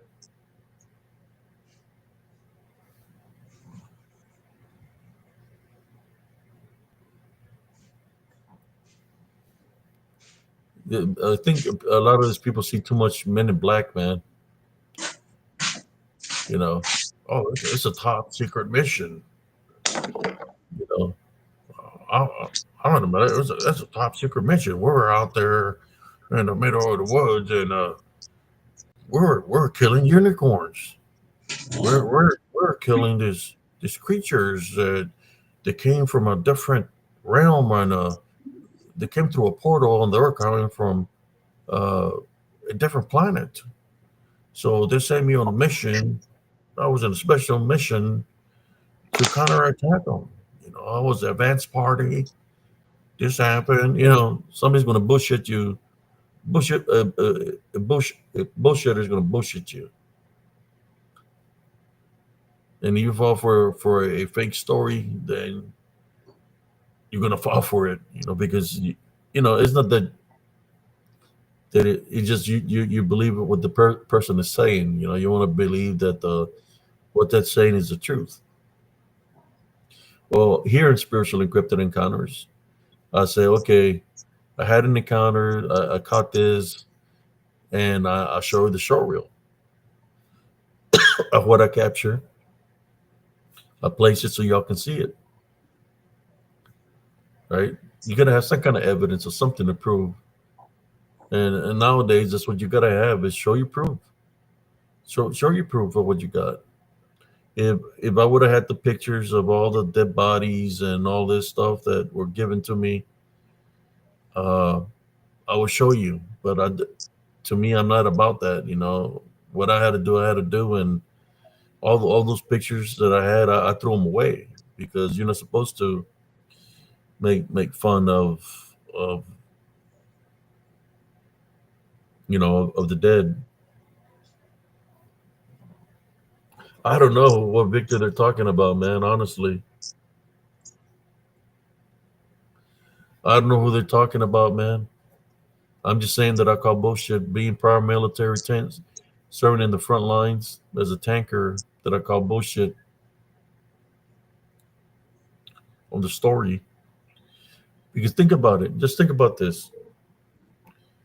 If it was a top secret mission, right, that nobody's supposed to know about, and they're talking about it, and it's supposedly a top secret mission. You know what happens, right? If they're talking about a certain mission, and they sign a waiver not to talk about it or whatever, and they're talking about it now. Normally, if something will be like that, then that person right now will be in danger for his life, because if it was a top secret mission, then he shouldn't have said nothing about it. So his life could be in danger just by speaking about it, right? Because that means that the government's going to come for you for what you said. But if he's still alive and he's talking about it, well, makes you wonder if it's even true what he's saying. Yeah, I'm thinking. I'm thinking. I'm just saying. You got to have proof of evidence of something. You got to show that evidence for anything. Anything that I try to share or say. Like, I can go on my phone right now, download a picture of something that I got screenshots, and I can make something real quick right now, because I have a lot of pictures on my phone of things that I capture from the spiritual realm. Let me see if I can do something. I'll let cousin Jesse talk to you a little bit. If you got any questions, go ahead and ask the questions. I mean, I'm not saying that he might not have seen something, but sometimes when somebody experiences something traumatic, right? If there's fear or they get scared, that they could have a negative attachment of fear on them. I mean, and just got to be careful. I mean, we have numerous individuals in the cryptic community that they claim they did this and did that, and then when you every time they said the story, something different. It's not never the same. Uh, it's kind of like how the saying goes. Uh, can't cover a lie with another lie, because eventually you're going to run out of lies, and the truth is going to come out. Just like no difference than when people saying that that they kill a giant. They call the Gandalf giant. Same thing. There was no physical evidence of a giant being killed or anything like that in any kind of way, shape, or form. He said, uh, no body, no kill. There should be an ammo count also, by the way. He said, yeah, I don't know. There should be an ammo count of how many soldiers were involved. There should be an ammo count of how many rounds were used to kill that giant. Or just like the guy Victor, there should be a round count of how many rounds you used, because you got to report all that. Every round you use in the military, you got to report it to your chain of command, right? Every round you use, you got to report it, because that round is from the government. So for every round you shoot, there's also brass detail. If people didn't know, uh, the people get sent to pick up the brass, because it's the evidence of every round that they wasted. Believe it or not. Uh, it's better when you go to train on the ranges. You just don't go shoot tanks and that's it. No, you have to pick up after yourself also. For those that don't know, I know Victor. Maybe he knows a little bit about this, but I'm telling you things that somebody's not going to tell you. When we go to the ranges on when I was in Fort Hood, every range, every range that we occupied, we were in charge of cleaning up. What I mean by that, any trash we had to pick up, any brass that we use, whether it's 7.62 brass, whether it's 9 mil brass, for whatever weapon system we use, we have to pick up the rounds, gather up the brass, and then we turn it in back to the any brass, we turn it in back to the ammo guys. Even what's left of the saber round, everything we have to turn into to the ammo people. So there's a detail for that.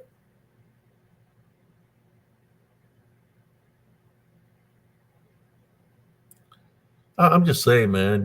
It's just it's when they forget about the little things that they have to do, right?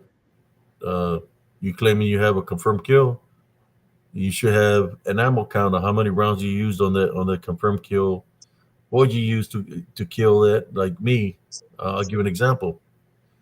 When we did our ammo count, uh, we said all the heat rounds, saber rounds we used in combat. How many 50 cal rounds got used? Because 50 cal rounds, they come in the bucket, whatever. It's a green container where they mount it, and they said how many we used on that, how many 7.62 they used. Then one 9 mil round. The 9 mil round was my personal weapon that I carried in the holster, right? So my platoon sergeant and all the other platoon sergeants that are there, they're looking at me and they're like, "Bullshit." It's a, this is after the war. They're like, "Nah, you're lying. You're lying. You're gonna get an Article 15. You lost a round." And I was like, listening to them. We're in combat after the war. So they said, I'm turning in, and I tell them again. I said, I'm turning in my ammo count of one 9 mil round. And they're looking at each other. Bullshit. The first sergeant's there. The company commander's there. They're bullshit, bullshit. That's all right. Go down the tank trail that we traveled. Right in the center of the tank trail, where the tank trails are, there's going to be an individual right in the center because I went right over him. The round is going to be stuck right here because he jumped on the tank and he was going to shoot. He had an AK-47 and he was going to shoot my loader and TC. I opened up the hatch. My weapon was already on fire. I had it open up the hatch and I made a noise. When he looked down, that's it. It was a very close range. There was bullets flying everywhere from the other people that were trying to shoot me. Ricocheting AK-47 rounds, ricocheting from the hole to the turret, bouncing everywhere. I was able to close the hatch. One shot, one kill. They went down the tank trail and the Humvee. All these platoon sergeants. When they came back, they're looking at me like, "Oh shit!" They didn't do nothing to me because I used my round like I said I did. One shot, one confirmed kill. There you go. That's what I'm trying to explain to you. That when somebody says something, they had some kind of evidence. I'm more sure if I were to get my old platoon sergeant talk about it, he would talk about that day when they got a Humvee and they found that guy with the bullet in between his eyes. One shot, Yeah, one kill. That was my round, a confirmed kill. My ammo count was right in his forehead. yeah. I mean, I don't think I ever heard my cousin said he killed a dog man with a knife, man. In the year and a half I've been doing the show with him, and I never heard him say he killed a dog man with a knife.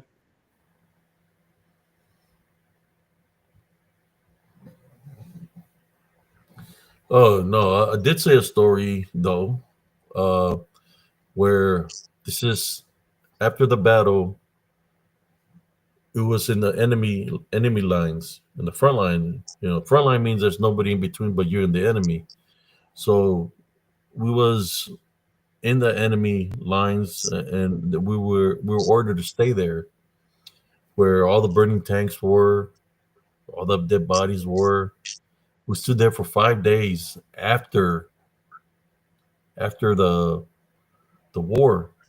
So what's going on there in those 5 days? I'm gonna tell you what's going on in those 5 days. You smell the smell of the burning tanks. You start smelling the smell of decomposed bodies because there's no body bag detail at the time. So the bodies are on the ground. Then, not just that, what happens when there's dead bodies, cousin Jesse?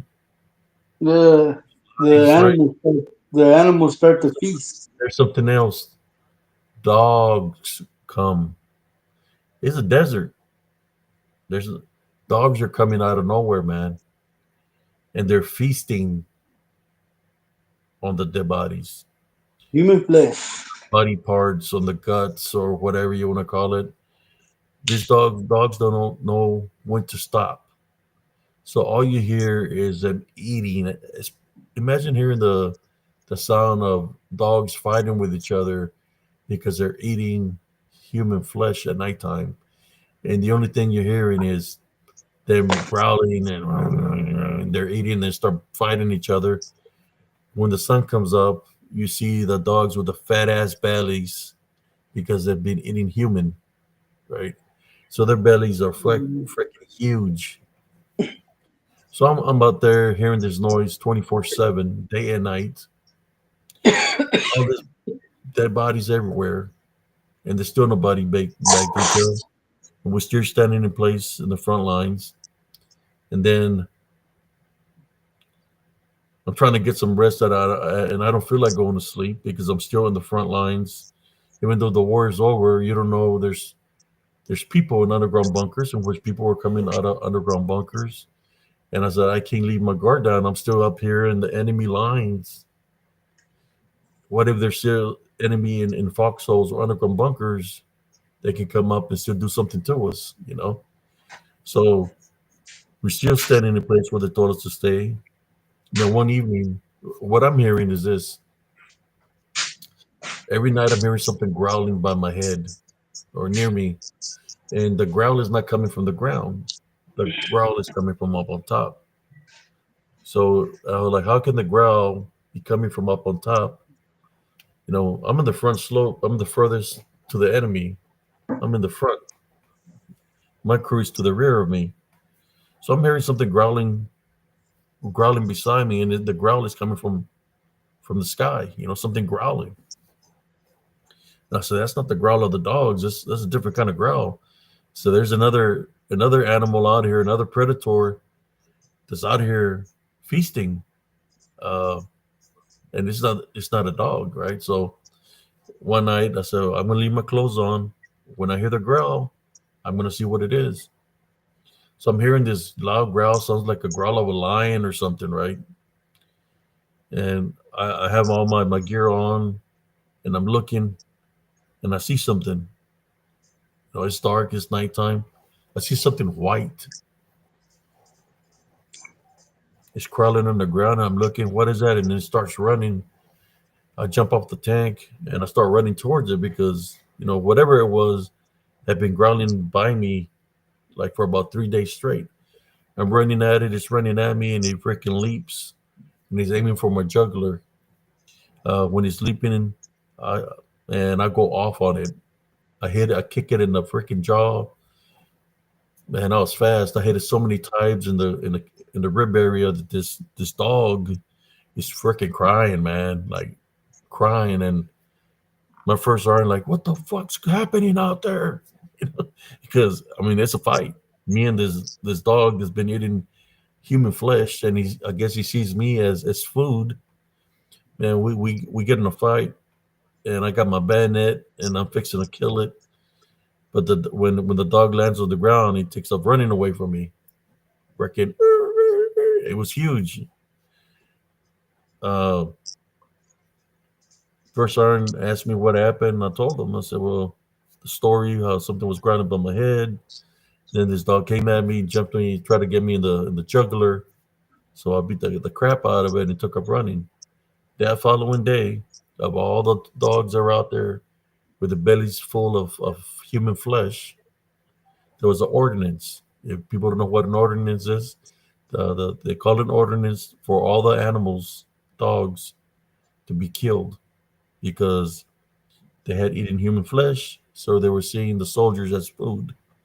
So all the dogs that are out there got killed by the ordinance. Then a little bit after that, they moved us back from the front line. Being there, you know, like I said, you're seeing the bodies, you smelling there's flies and the rotting of the bodies and all that. And you start smelling all that. It moves back from the front lines. Then they have a body bag detail. So by then, these bodies are all to shreds from all those animals eating. So they try to get me on the bag detail, and I told them no. I told them, give me an Article 15. So I'm not doing it. So they didn't do nothing to me, but they did have a detail of soldiers that did the body bag detail. But yeah, see, those are the kind of things that that are real. When you witness those things. That's why I said it's not just about somebody saying a story. You got to have other details besides, oh, I just killed a Bigfoot or I just killed a dog, man. You got to have detail. Put it in detail, because if you were there, you're going to remember every little freaking thing. Just like I'm telling you things that I remember being in the military. There's certain procedures they have to be done. In order for the military to do something, they got to have some kind of proof of something. You know?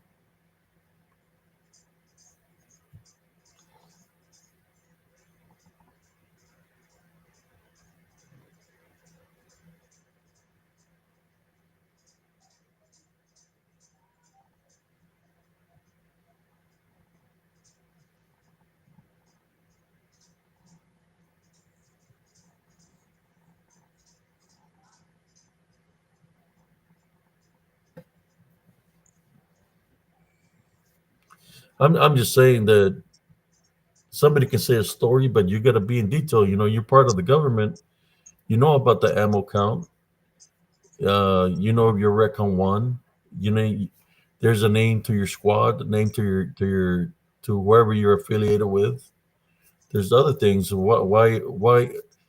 Basically, what I'm saying is this: if you're going to say a story, you're not keeping it in secrecy. Why not say everything else also?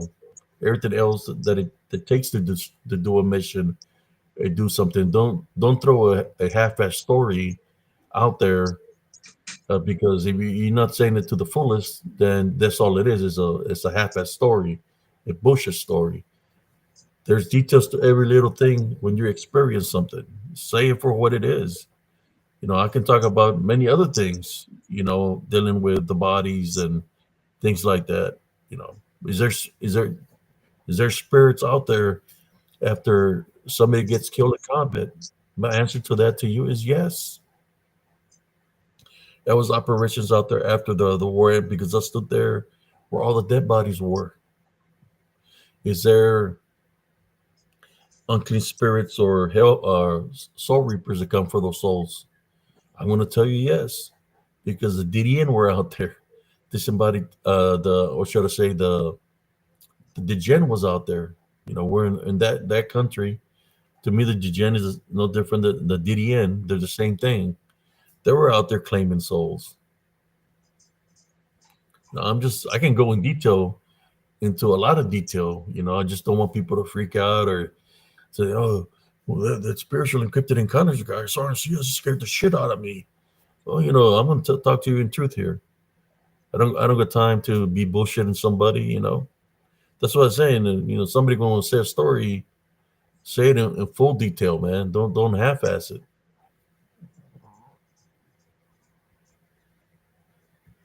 I had picture frames of dead bodies of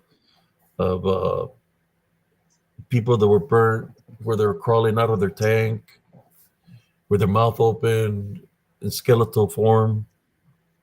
All kinds of pictures. I got rid of them because that's something horrific.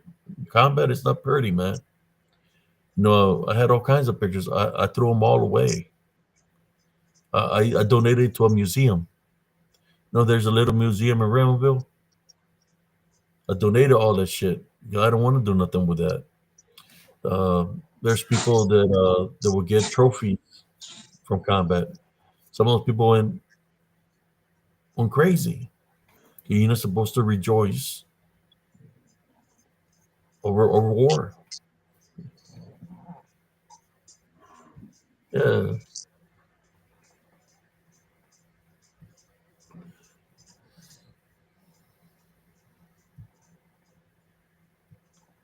Yeah, I mean, it's kind of like this.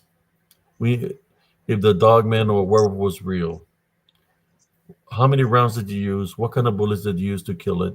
Because I know when they manifest, they're huge. Some are 13, 14, 15 foot tall. How tall was this thing that he said he killed? I would question the story and look at every little thing, but I never heard his story.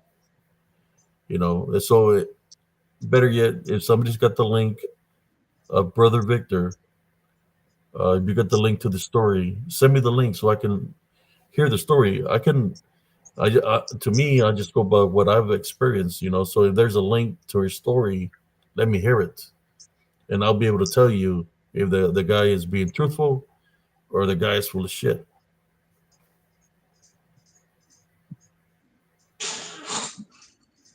You know how many picture frames? Because I was one of the guys that stayed when we came back from war. They deactivated a unit, and everybody got sent to the states.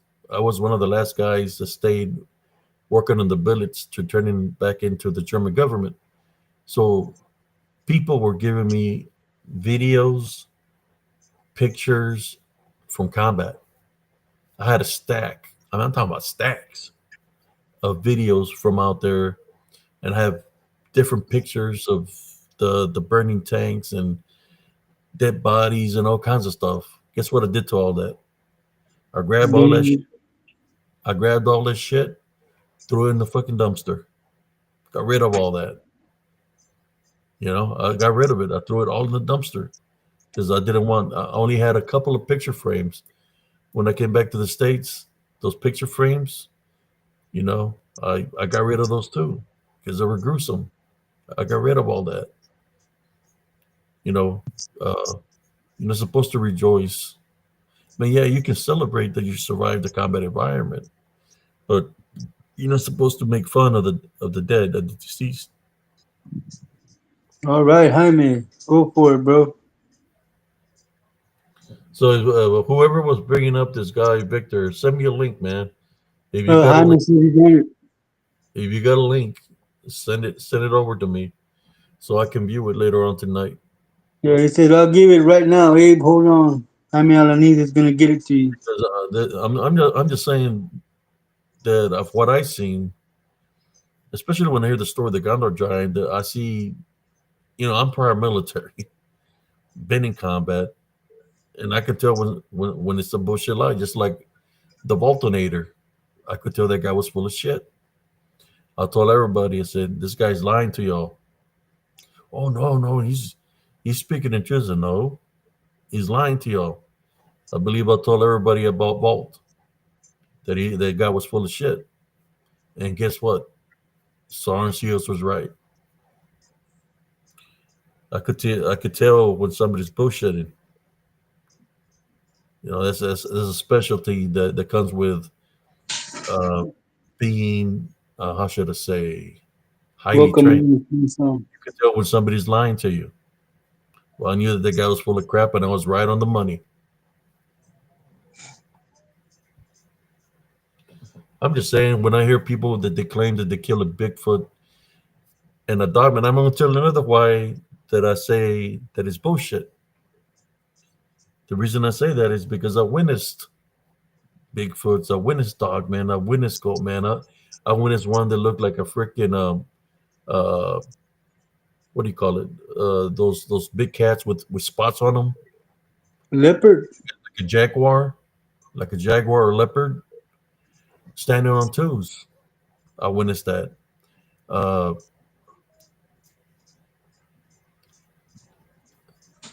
when they would disappear the way they would disappear, I was like, there's no way you're gonna kill. I understand that it's something in the flesh, right? Something in the flesh that there's gonna be a dead body, but how are you gonna kill something that disappears? That you see it disappear in thin air. So I did experience a lot of that where I could see them standing. They're like Houdini or what is it? What does the magician say when they disappear? Abracadabra, whatever. Abracadabra. Abracadabra, boom. It's gone. Yabba yabba do. It's gone. Yeah, but never do. You know, when you What's do in it the picnic basket? for a Scooby snack, you gotta Two say it. Scooby, two When you do Scooby it for a snacks. Scooby snack. Well, excuse my language. I'm gonna be straight up right now because this is a topic because I went to, when you see a Bigfoot that's like 18 foot tall, that's wider than a freaking semi truck, and you bump with it, and when you bump with it, you think you're gonna bounce you're gonna bounce hard, or it's gonna tear you up because it's coming straight at you. But when it goes through you, and you're like, "Whoa!" You don't bounce off. Like, how is that possible? And then you start walking back to the house, and you starting feeling weird, like you're being possessed. You go into prayer. You don't want to go home because what rub against you, it feels like it's possessing you because there are many. You go in prayer and start fighting spiritually till you feel better. You don't want to go home to your family to bring that to the house, right? So when you see a Bigfoot that big and it goes through you, what is that telling you? Come on, come on, people. What is that telling you? It's If it goes through it's you, what is it saying? That's a what feeling of your imagination. It's DDA and spiritual. spiritual.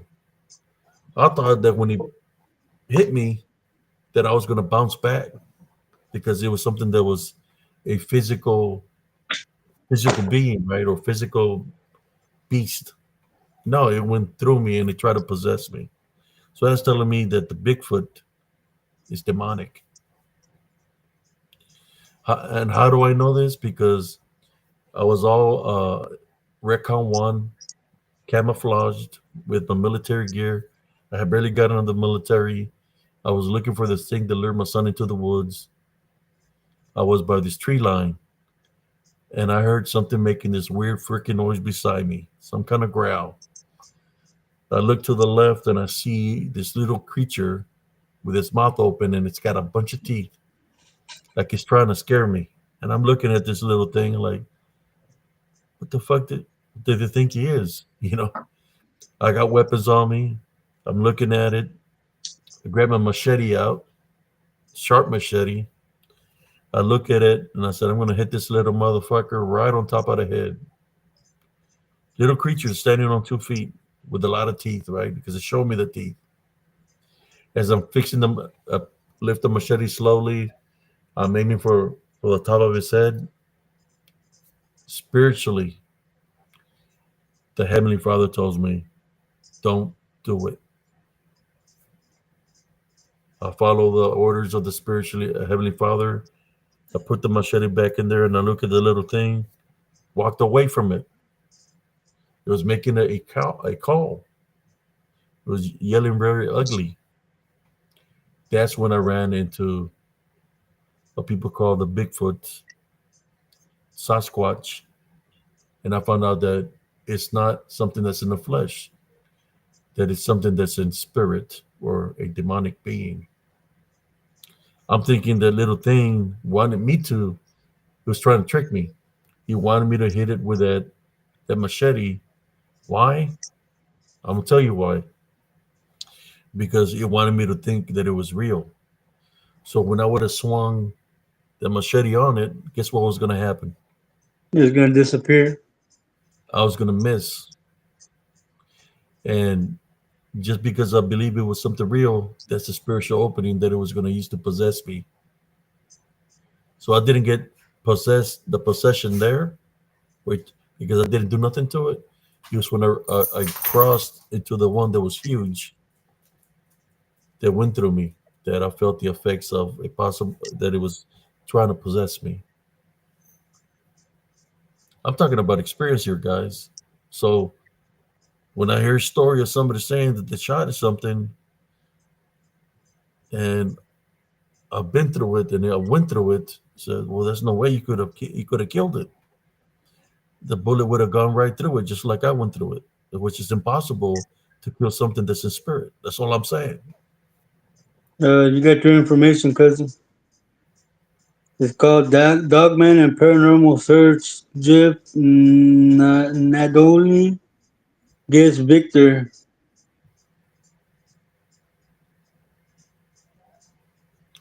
I'm just saying because I was boots on the ground, man. I was going after this thing. It was something that was real. I was going after it, man. I was really trying to find out. It was going to be a battle, man. I was trying to go after the thing that lured my son into the woods. I was looking for this man in black or dark shadow figure. Whatever. That's when I found out that what I was dealing with, right, was not going to be able to be handled by any kind of weapon. That the only way I was going to be able to fight it because of what happened to me was spiritually. That's why that's the reason I say that I believe when people say that they kill a giant, which is supposed to be a Nephilim, or they said they killed a Bigfoot or a dogman, which what I witnessed that is demonic. There's no way that if they're in spirit, how are you going to kill something that's already dead? That's in spirit form. I mean, I'm not lying that they're able to manifest to look like they're real, but it's just a manifestation. It's just because they're in spirit form. So maybe they shot it. We'll make it simple. Maybe they shot it, disappeared. There was no body, and they say, "Oh, I guess the other Bigfoots took the Bigfoot." Well, I got a simpler solution. Why did they shot it and he just disappeared and they couldn't find the body? They couldn't find the body because it disappeared. And if it disappeared, is because it wasn't really a confirmed kill, in which there's not going to be even a trace of blood. Uh, Texas Laramie. If you were to do that, man, you would have to infuse your chi into a sword or machete for years before it was ready to strike down anything that's in spiritual form, because it would have to build up in the sword, in the blade itself, and in the machete blade.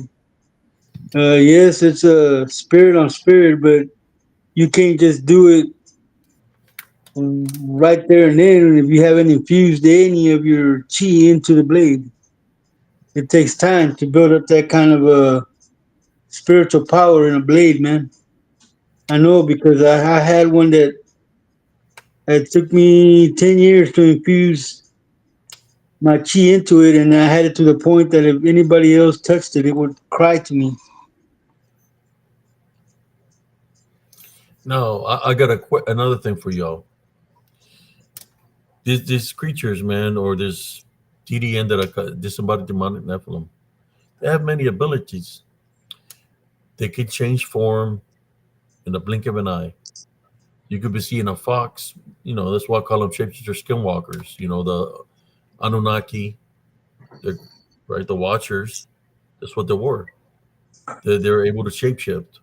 So the what's left of the DDN, which are in disembodied form, we know as demons, they have the abilities to shapeshift. Not just to shapeshift at will, they have the ability to mimic different voices. They speak many languages because they've been here for a very long time. So they have many capabilities, many capabilities. So that's why I say to you, put the spirit to the test. Doesn't matter what you're saying. Type binary rebuke in Jesus Christ's name.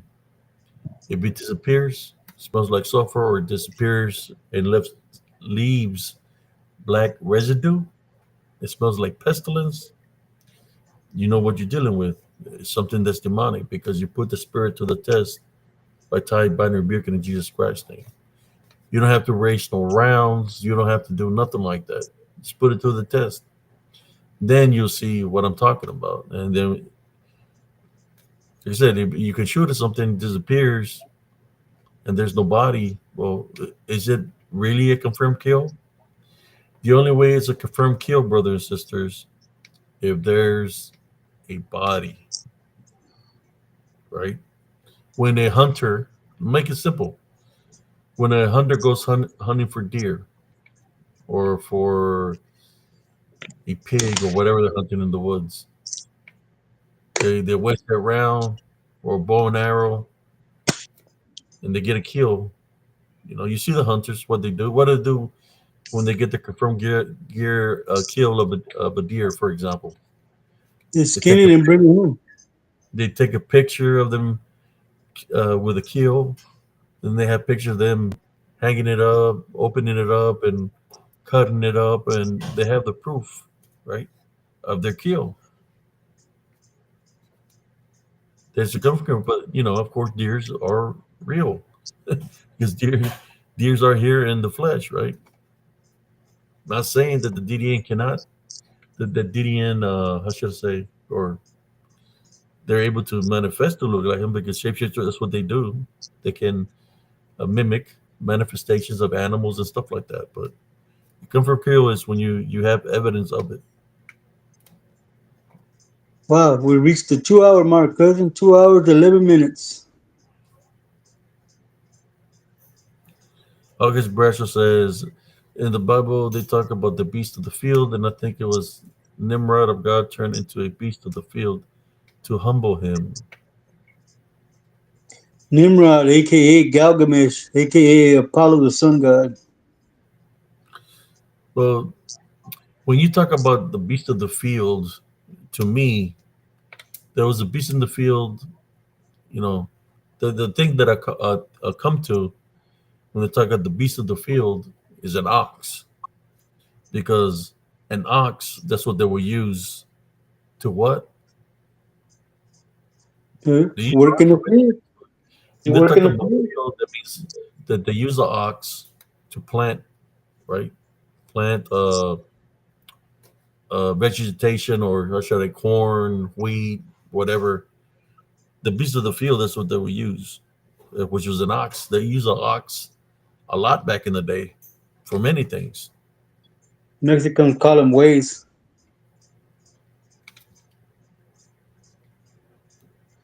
That's what they would use. They wouldn't use John Deere's back in the day.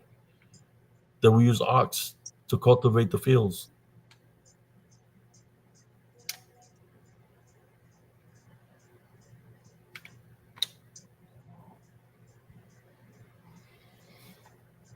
AKA a fallen angel. You talk about a fallen angel. He's talking about Gilgamesh. There's many names for a fallen angel, right? He's talking about Nimrod, Gilgamesh. The Legion were all fallen angels, including Lucifer. Uh, then the Watchers that was watching over mankind that went against God, they became No, that fallen, was not Nebuchadnezzar. which was the Oh, Anunnaki. yeah, yeah, yeah. It was. You're right, Lawrence.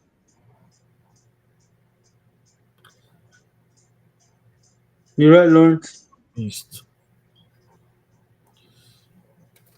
Hey, But cousin, I'm running low on power, man. I'm out to go now. okay, cousin. Yeah, we're doing some good talk here tonight. I know, man. It was a good topic, man. Ladies and gentlemen, thank you for coming and spending time here. You know, I like it when I love doing this show and having y'all here. I get educated myself by all of you saying that. Thank you for coming in. May the Lord protect you while you sleep. May you wake to abundance and all the blessings you have coming. See you all in the next one. Bye, cousin. Take it easy, primo. Man, that went fast.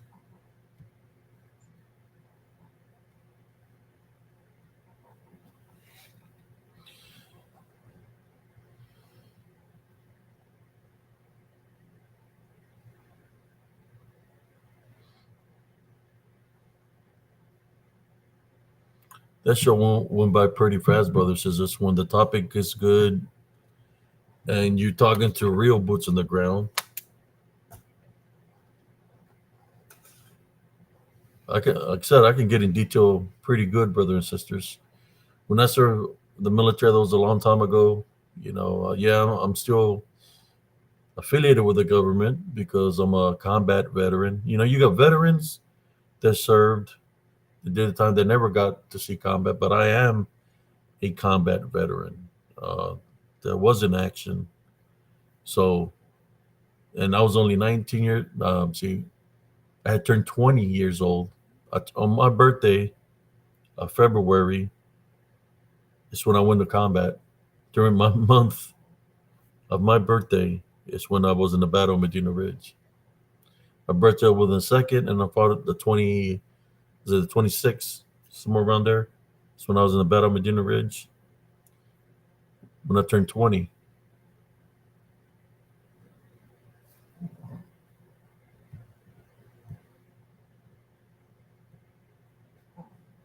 Any questions for me, brothers and sisters? And mind you, I'm not trying to discredit anybody in any kind of way. I'm just bringing it from my point of view. You know what I've experienced, what I've seen, what I've witnessed.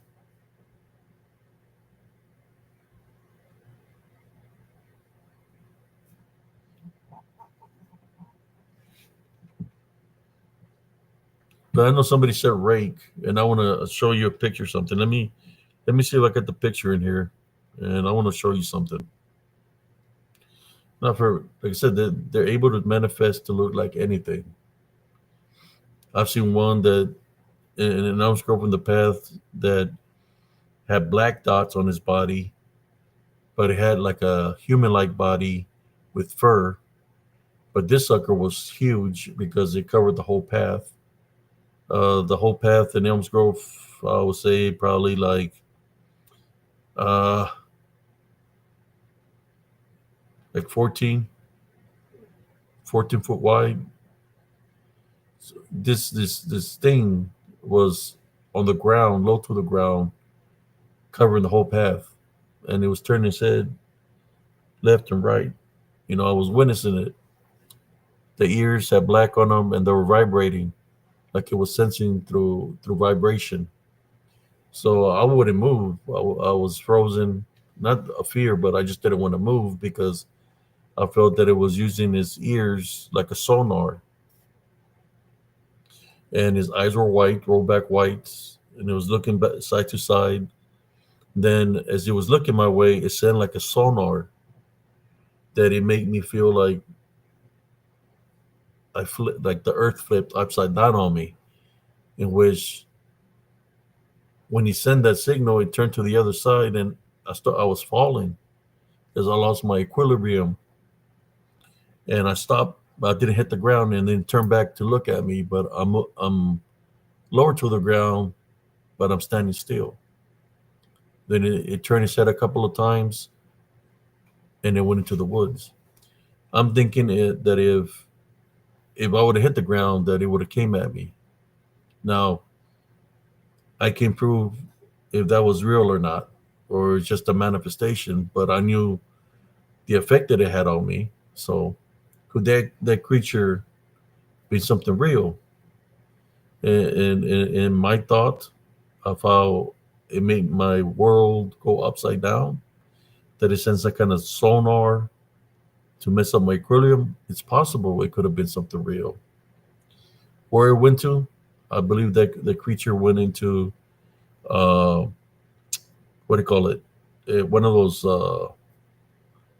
water man-made, uh, like a manhole by the woods. Uh, there was a big one there, and I believe it went there because the metal plate on there was to the side. I believe it went into the ground. You know, when you see something like that move, which it makes a lot of things like the manifestations. What are the capabilities? Do they have the capability to move objects? Yes. Do they have the capabilities of having some kind of weight on them? Yes. When they're taking the manifestation, uh, I just never went to search. Right. I never went inside the manhole to follow to see what went in there because it was so huge that if there was one, there could be many others. You know. No, when you run into things like that, and you want answers. Is it really worth the answer? Trying to figure out. I mean, if somebody wants answers, I heard there's a we got Victor. Somebody's talking about Victor. So well, I can lead them away to where Arsenio went, where it went to, and if he says he has the capability of doing what he does, well, then he wouldn't be afraid to go follow that. That's his mission. That's what he does. He wouldn't be afraid to go searching for it to get another kill, right? But you got to be careful giving it the power of belief, because if they are demonic, which I believe they are, if you believe in that it's real what you're witnessing, then it's got the opening to spiritually attack you. You're welcome, Sister Monica. Let me read the comments here. But I will check out, if I don't know who's here, Sister Madeline's here, the story that they were telling me of. Now, I've heard many guys say that they've killed a dog man and Bigfoots, and like I said again, I question their story, because I'm not saying that they're not seeing something, because like I said, they can manifest. So they're shooting at, for example, the manifestation of the Bigfoot, whatever they're shooting it with, or a dog man, and there's the question is, if they don't have a heat signature, then you can tell if it's something that's real, because if they got like their night vision scopes and stuff like that, you can read their heat signature and stuff like that, like night vision. So if they're just seeing it with the naked eye and they're shooting at it, and they're not seeing no hit signature, so you don't know, you're just shooting at the manifestation. I'm not saying that they didn't shoot at something, because maybe it appeared to them. But what I'm saying, questioning it, is, was it a confirmed kill? And the reason I say that is because I believe they did see something, they did shoot at something, but what they seen and shot at was a DDN, was demonic in nature. That's why there was no blood. That's why there was no body bag detail, or nothing like that. But of course, people they're going to say they want to take credit of something they didn't do, to make them stand out. They're going to show a weapon. I could show you a 50 cal and say I killed a Nephilim with this 50 cal, in which I would be lying to you, because Nephilims, they're we know they're DDN, disembodied demonic Nephilim. So you can kill something that's already dead, if they're in spirit form. That's all I'm saying. You're welcome, brother Andres Carizales. I was looking for the picture. He said they have many capabilities. I think I have a picture of this thing that I witnessed. Let me get it so I can share it.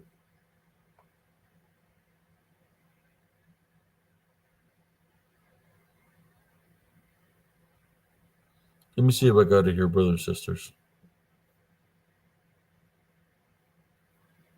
Let me look through my archives here. I'm going to show you the one that I said that it looked like it was human, but there was something weird about it, because he had like black in the ears and he was vibrating. Eyes were rolled back wide. The nose was on the nose was upward. It kind of looked like bat-like, but because the way the nose was high, but the features of the face looked in between, like human and animal. Uh, it had gray fur with black dots all over his body. The legs were long. It looked, like I said, looked to me like human-like, but then it was too big to be human-like. They got a picture. Let me find it so I can share it with y'all. I'm gonna look through my archives here to find the picture.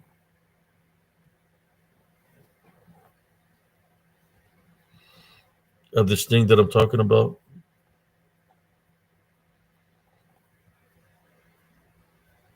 Or maybe I might have a short reel of it. Did I make a short reel out of it? I think I did. Or let me look for the picture first.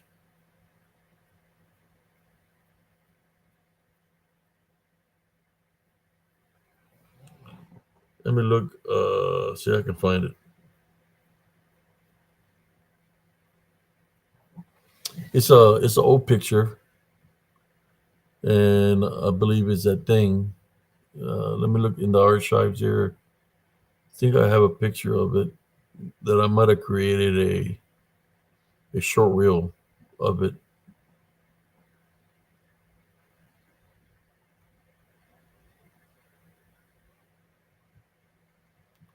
Real quick. Yeah, I was having fun tonight, just talking about all this stuff, brothers and sisters. I'm moving, scrolling through this pretty fast. See, I can see that image of that thing. I might not even have a short reel of it in here.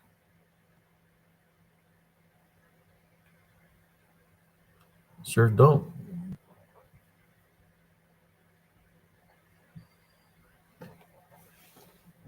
Okay.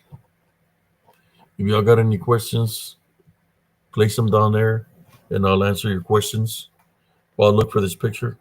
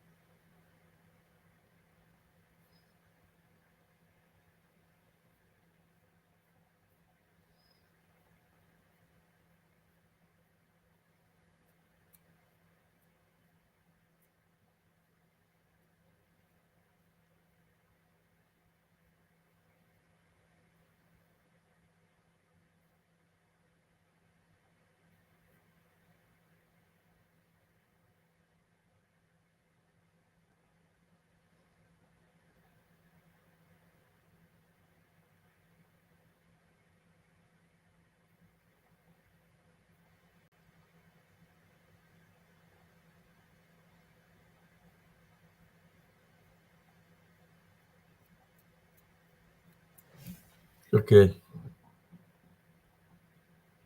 think I found it. I got the picture and I got the other picture also. Got two pictures here I want to share with y'all.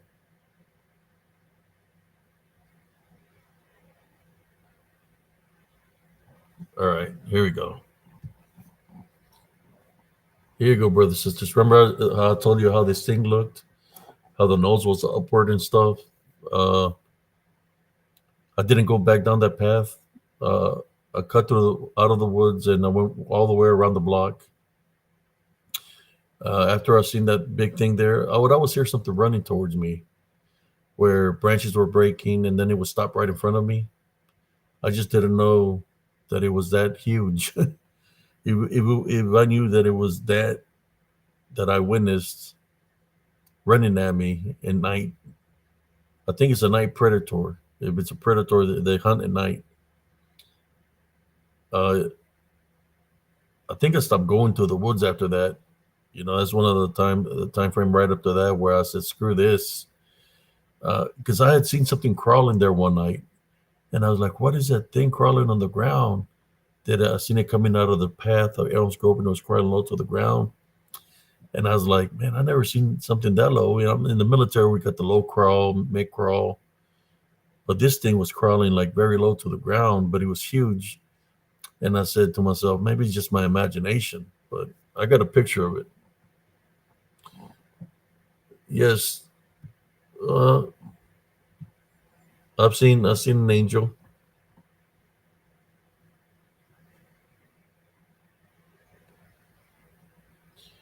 No, the creature that I was gonna get with a machete happened in Elms Grove in Killeen, Texas. I got the machetes. I'll pull it out one day, do a show and tell of my gear that I will go in there. I'm like a physical kind of guy.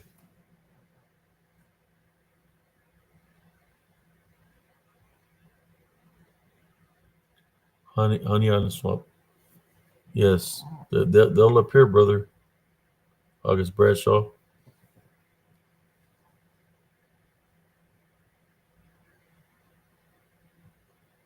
Brother Jesse is off now. He normally does 2 hours with me, and then he calls it a night.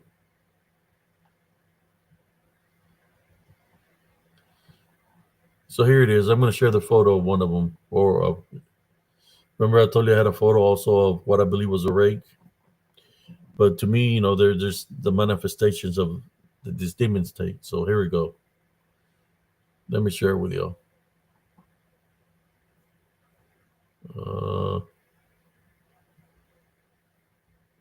Let me find the image first. Send the link to me. Well, here's one of them.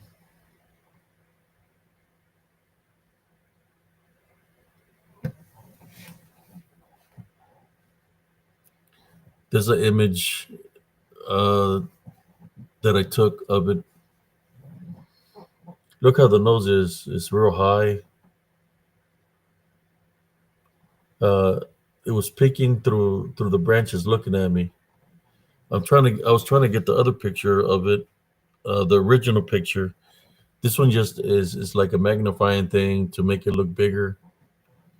But I was trying to find the original picture. I just have to look for it, and I don't want to do a lot of searching. But here's an example of it, how it looked. Kind of looks like it has human-like features, but it's got a long face. Then the nose is freaked out because it goes real high.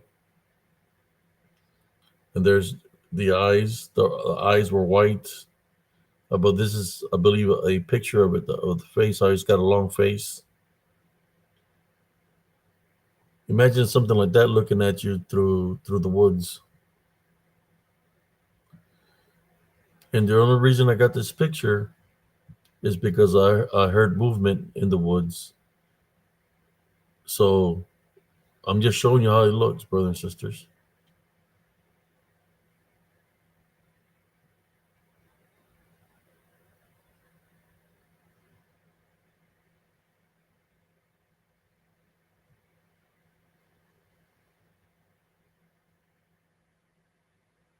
How you doing, Brother Joel?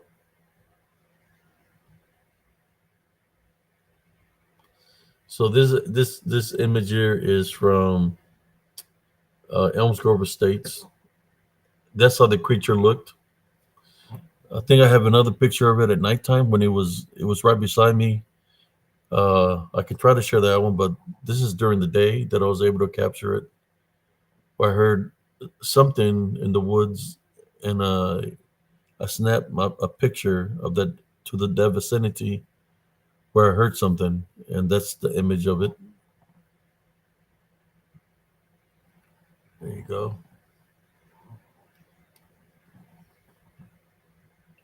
So here in Spiritual Encrypted Encounters, I just don't say a story or bring you the evidence, right? That's how that looked. The one that had the black dots over his body, big old black dots.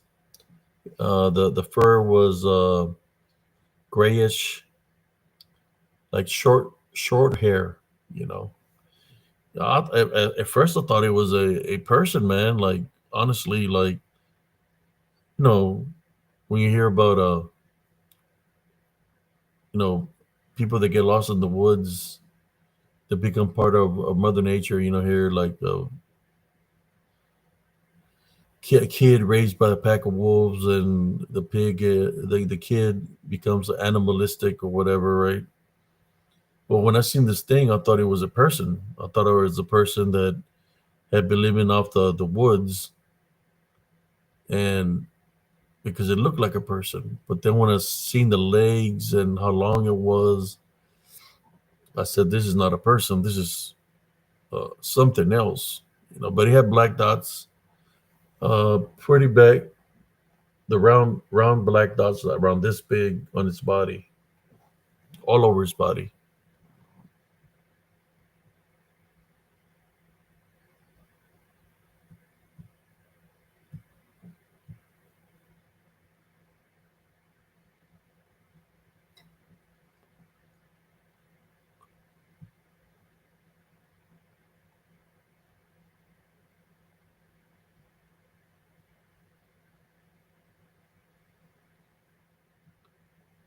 Okay, that's one picture I wanted to share with y'all, just so you can see. And another thing that comes to me, possible shapeshifter skinwalker. They have the abilities to manifest anything. Central Texas has a lot of shapeshifter skinwalker activity. I'm just showing you by proof how he looked. How the nose is like further. This is like way up here. Kind of looks almost bat-like. It has a long, the face kind of looks human-like, like you see here, but it's not. So I'm just showing you what I really didn't see get to pay attention to was if it had claws or claws on the feet or nothing like that because I was too focused on not moving as big as it was.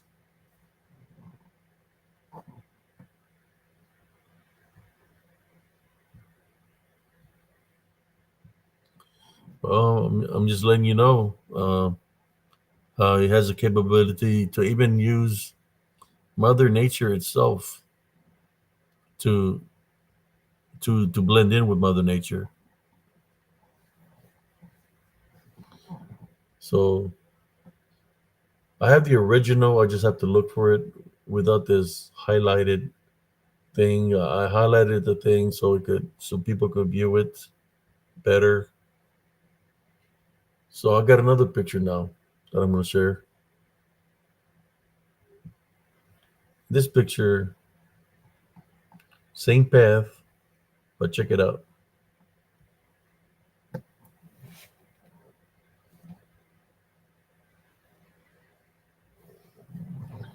When I hear stories of the rake, how he looks and all that, well, don't go no further than this. It's got the mouth open. There's the eye sockets, nose. It's right there by the edge of the wool line behind me. And then over here, when people talk about the spirit of the woods and all that kind of stuff, well, here's another one. Face, eyes, and nose.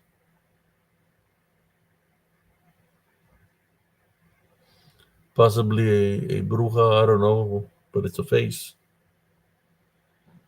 And I'm sensing here with my eyes closed because I feel the energies behind me. So I angle the camera to see if I catch anything behind me because I'm feeling something behind me. And here it is, two images. When people talk about a rake, well, here you go.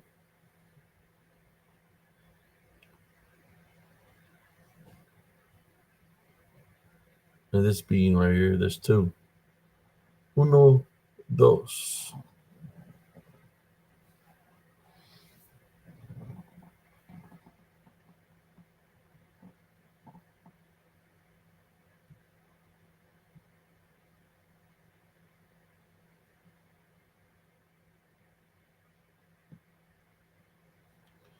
So I'm going to give you an opportunity to view those images. Let me do it. You know what I'm going to do for y'all? I'm going to do a close up of them. See if I can make those faces stand out for y'all.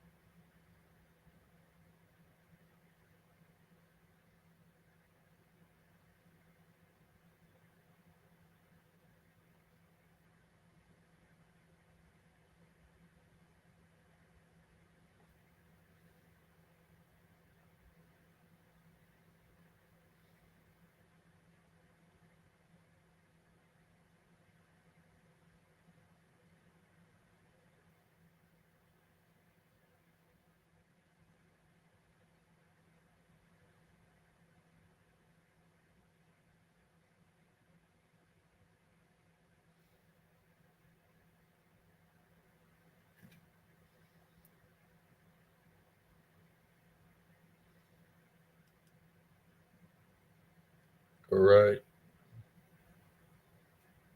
You sure I can send it over?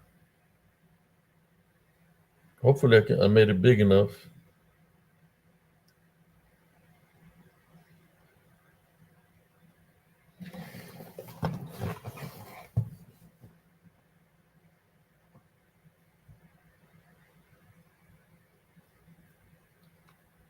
All right. Let's go up here. I don't know if it's going to show big or not, but I think there you go. There's one. It's got the eyes, like a nose, kind of jawline, the mouth.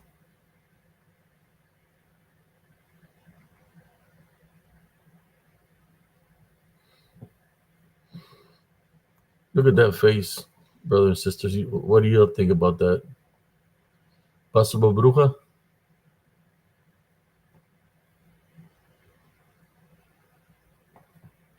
See, here in spiritual encrypted encounters, we don't put on a mask and pretend we're something and say that it's something and try to deceive your viewers.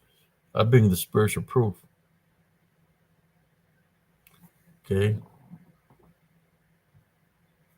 And there's the other one.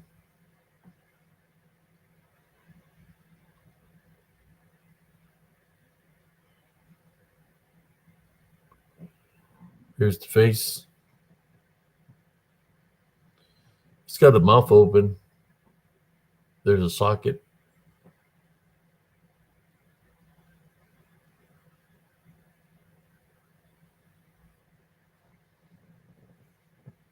It looks freaked out. That's all I can tell you.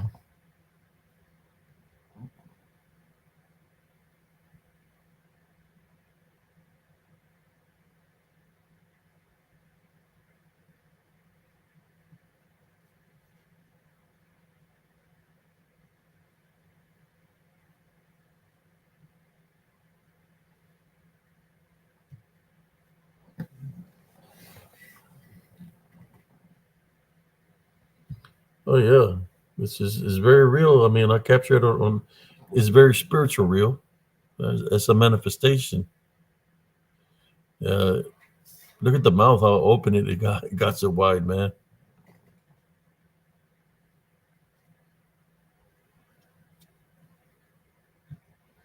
We're not talking about crystals right now. I'm showing the images, showing the people the proof that here's spiritual encrypted encounters. We don't put on masks and pretend we're something. You can literally tell it's a person wearing a mask. I'm showing you the spiritual evidence that I got over the years. This picture comes all the way from Elm Grove Estates.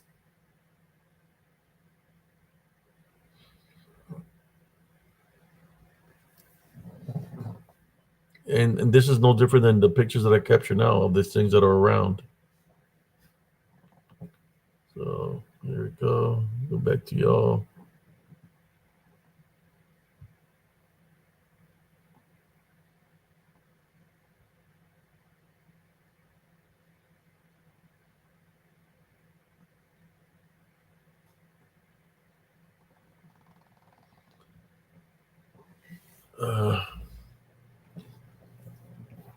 I know whoever was talking about the minerals. Yes, there's minerals that have protection that'll protect you from unclean spirits. Black tourmaline will protect you, but of course, the ultimate protector is the Heavenly Father Jesus Christ. But there's nothing wrong with having extra protection.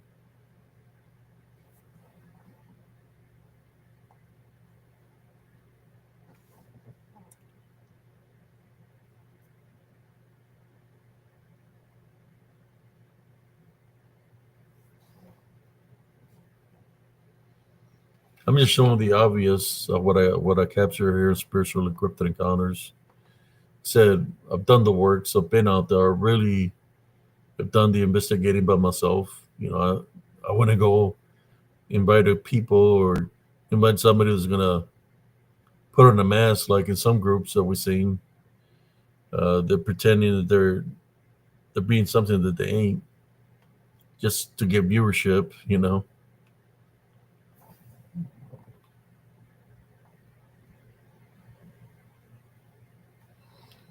So let me stop sharing that right there. Boom. Any questions? Any more questions here?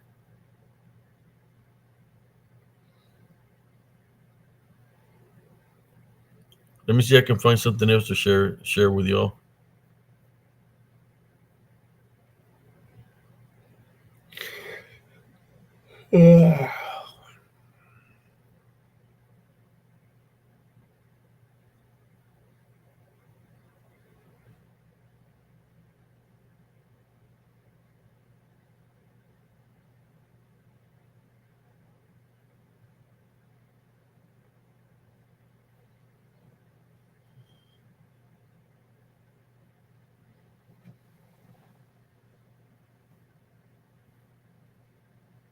See what else I can find for y'all.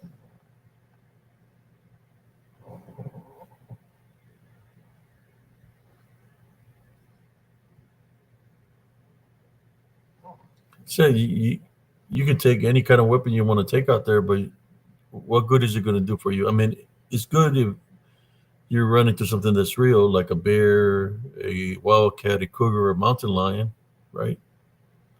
But it's not going to do nothing for you if you run into people called cryptids, because the bullets ain't going to hurt them.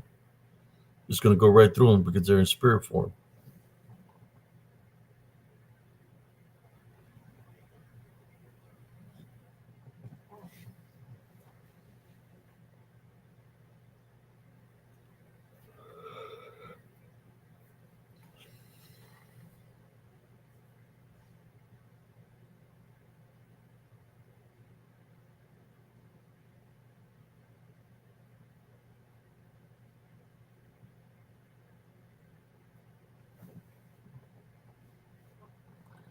Oh, we went from a 2-hour show to almost speaking another 47 minutes.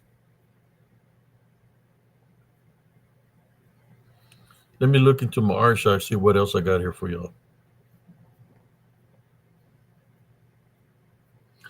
By the way, Jesus Christ is the ultimate protector.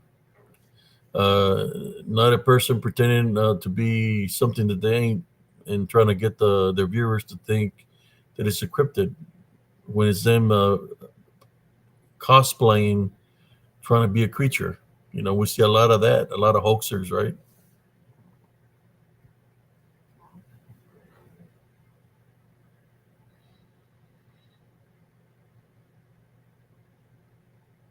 Let me see something here.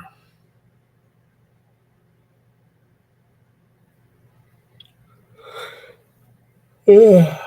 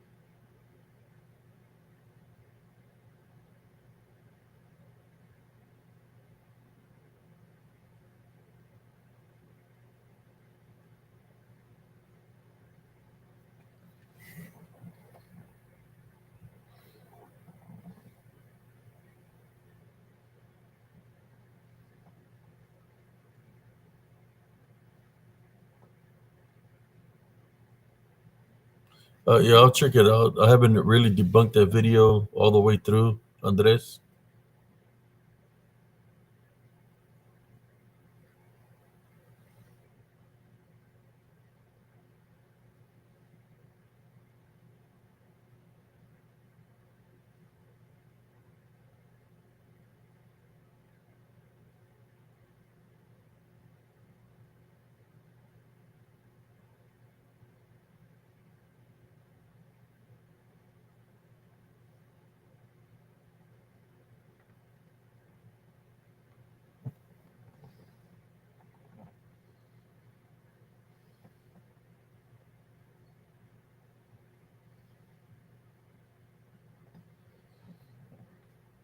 Here's another one from Elms Grove.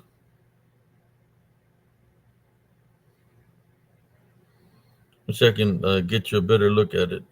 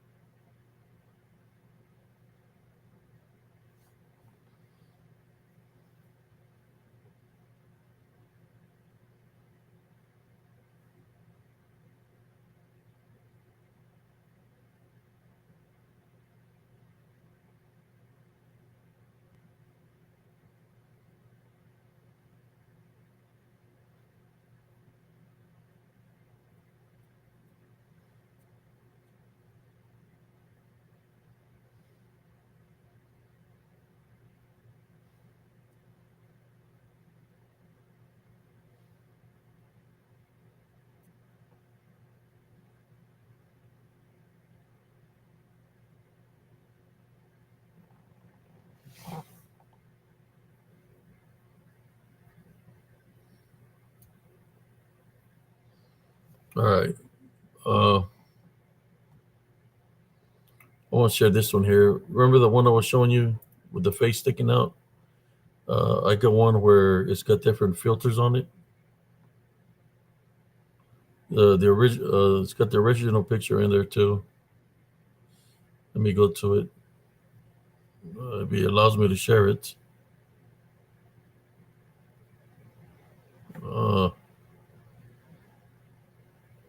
Let me get out of here.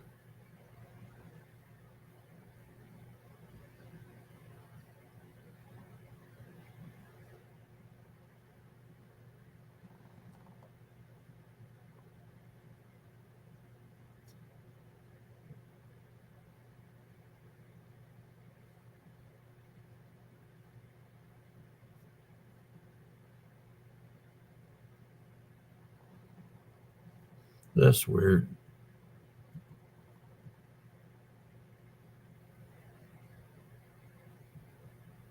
Yeah, it's not letting me show it.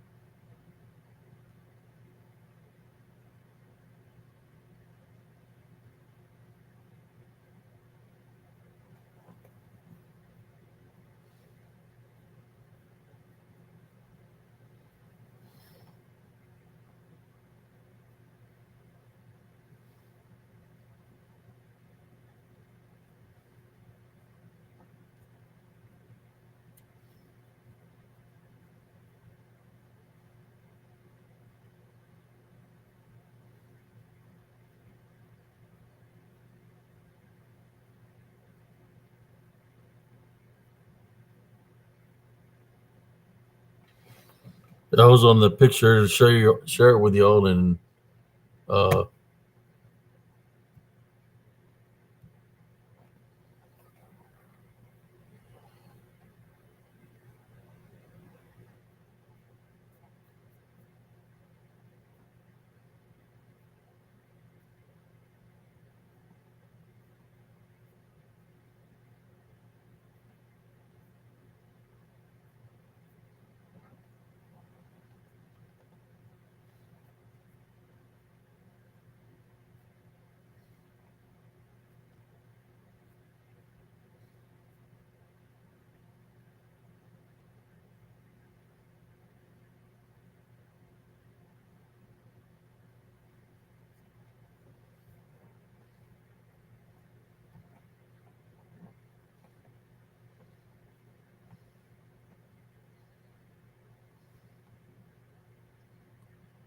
trying to show that the pickable. I'll show Joe's pickable picture while I'm looking for this other thing here.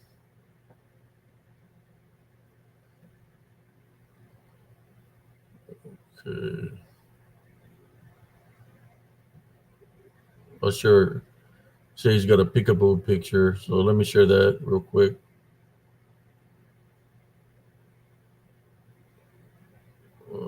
Let y'all look at it.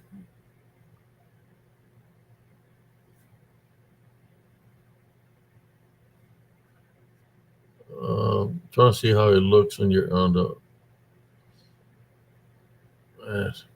on the screen. Oh, it's not showing it.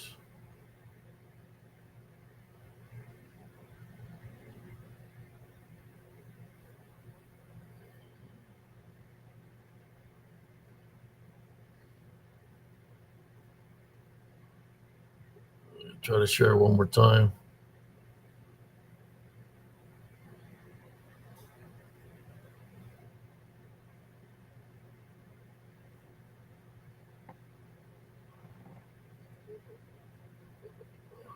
See how that's looking.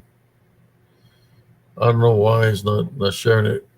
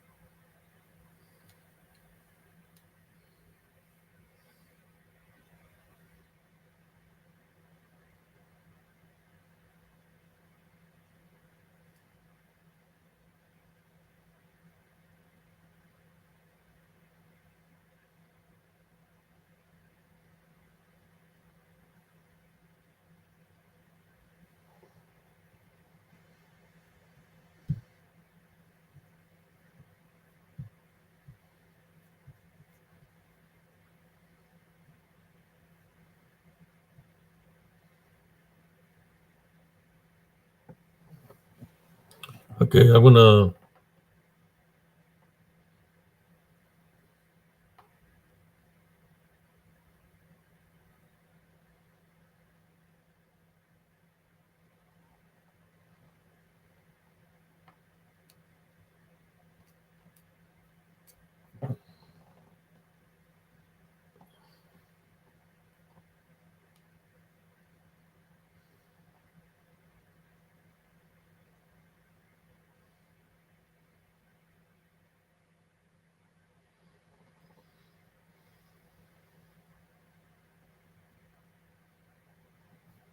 Let me see if I can get the peekaboo picture. I took a screenshot of what was seems to be something picking around the tree, uh, behind the tree. So let me see if I can find it and place it here for y'all.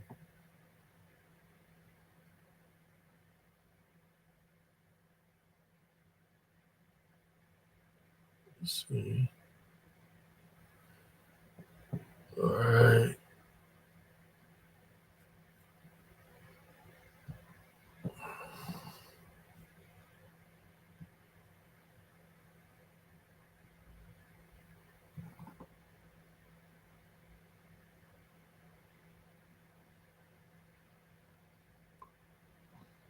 There's he's, it's right here. What he's talking about down here is like a leg. There's another leg here, but there's a tree right here, I believe, and it's picking from the tree around the corner, which is just the head and the leg. The leg of it is one of the legs is here.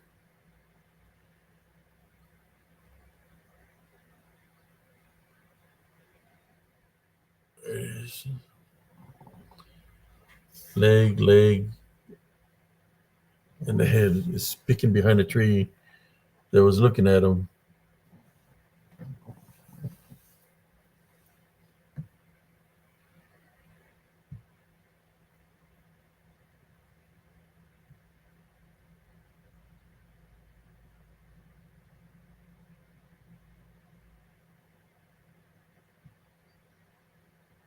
It's yeah,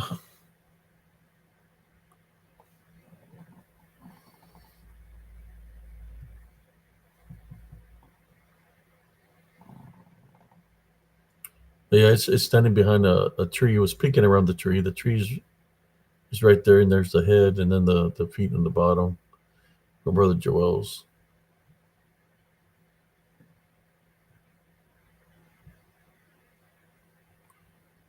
Yeah, that's why Brother Joel's saying is playing peekaboo with him.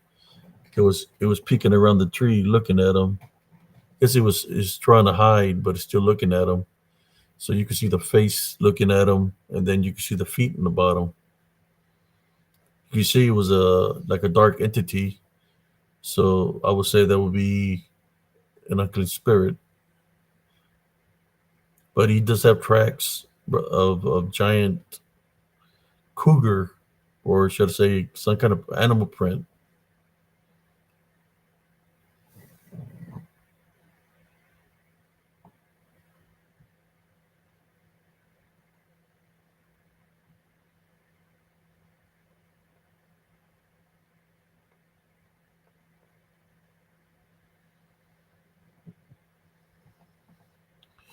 Yeah, I even got a picture of a witch. Joel sent. I can share that too. Let me find that picture.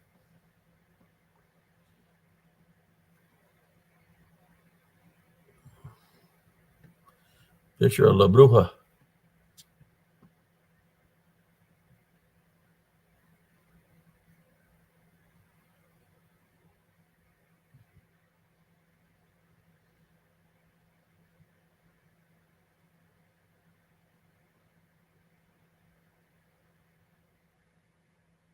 There it is.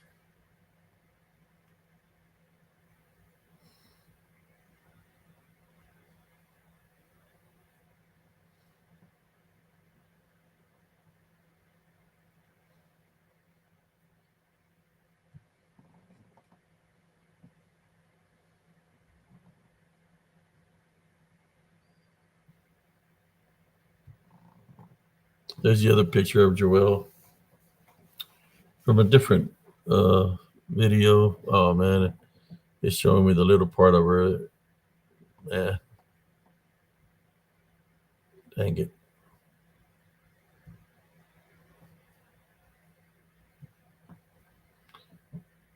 Every time I get into the 3 hour marker, it starts giving me a hard time trying to share pictures.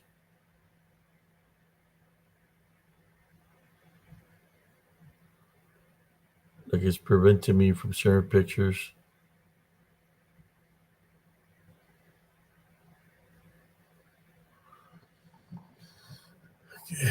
Oh, right.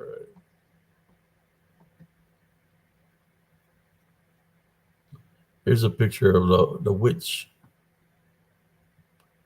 Bruja.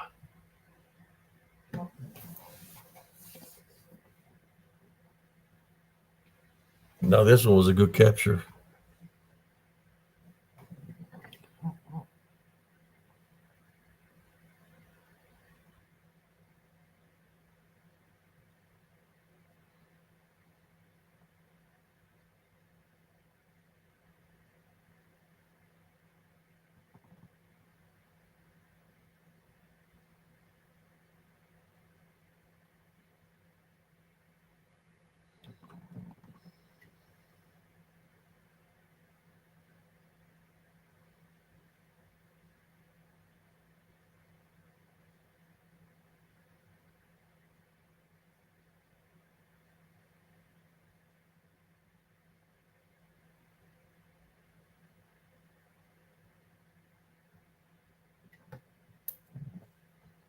Any comments about this picture?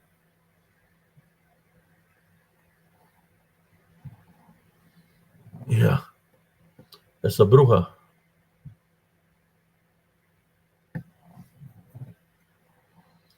A witch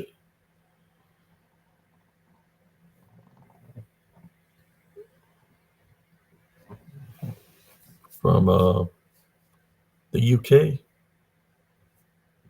Yeah, sent me a short reel of him and his dog, and when the short reel was playing, I was able to see that image, and I took a screenshot of it, and I shared it with him.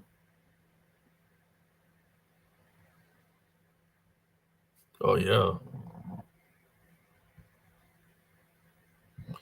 Right now, brother Joel, it is 3:34. I've been on for 3 hours and 7 minutes. I'm fixing to call it a night. Um, I want to say thank you. Uh, don't forget to hit the like button, brother and sisters. If y'all like this kind of stuff that I'm sharing here with y'all, I have plenty of pictures. This is what I do, the works that I do here in Spiritual Encrypted Encounters. I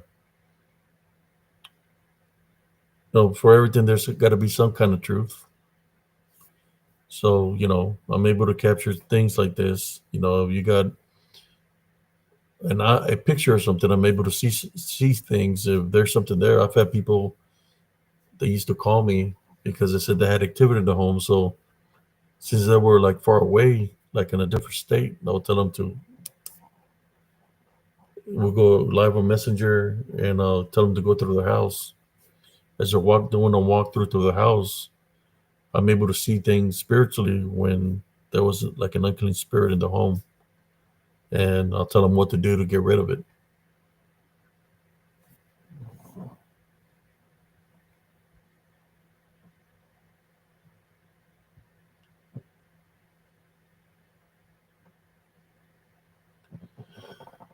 Sorry to hear that. Here, Claire Porter.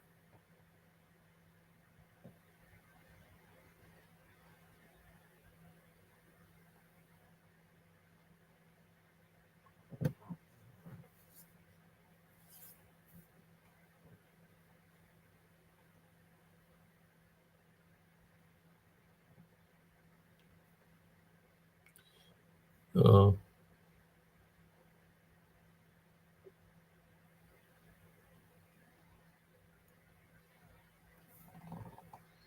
I will get some good rest. I'm just sharing that with you. I, you know, man, join tomorrow, and I'll make it special for y'all. If we can get the same viewership tomorrow, man, I'll try to go live at 10 early. But if y'all like me going live like right now I got a lot of viewership. I don't try to.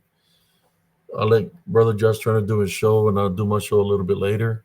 But if y'all like the show, I can gather up a lot of other pictures that I have. I have so many pictures that I haven't even worked on. You know, that I'm able to capture imagery within the pictures.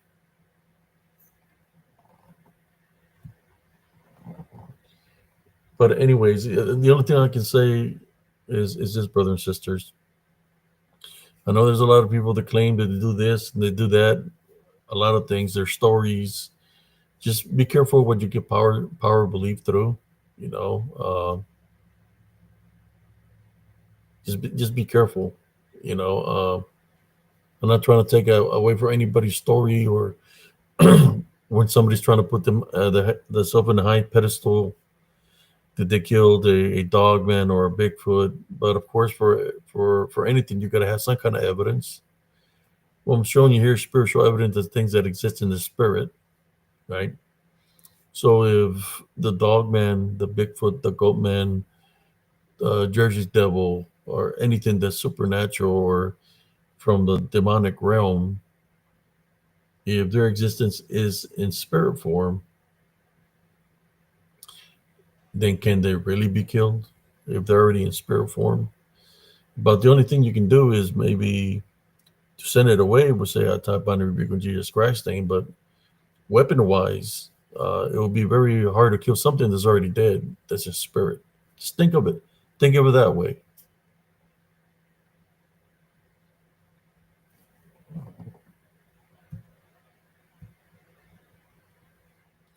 But maybe one day,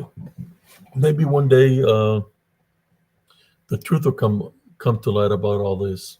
You know, I know there's accidents that happen sometimes. Clabber Creek in Fort Hood, Texas, now Fort Cavazos.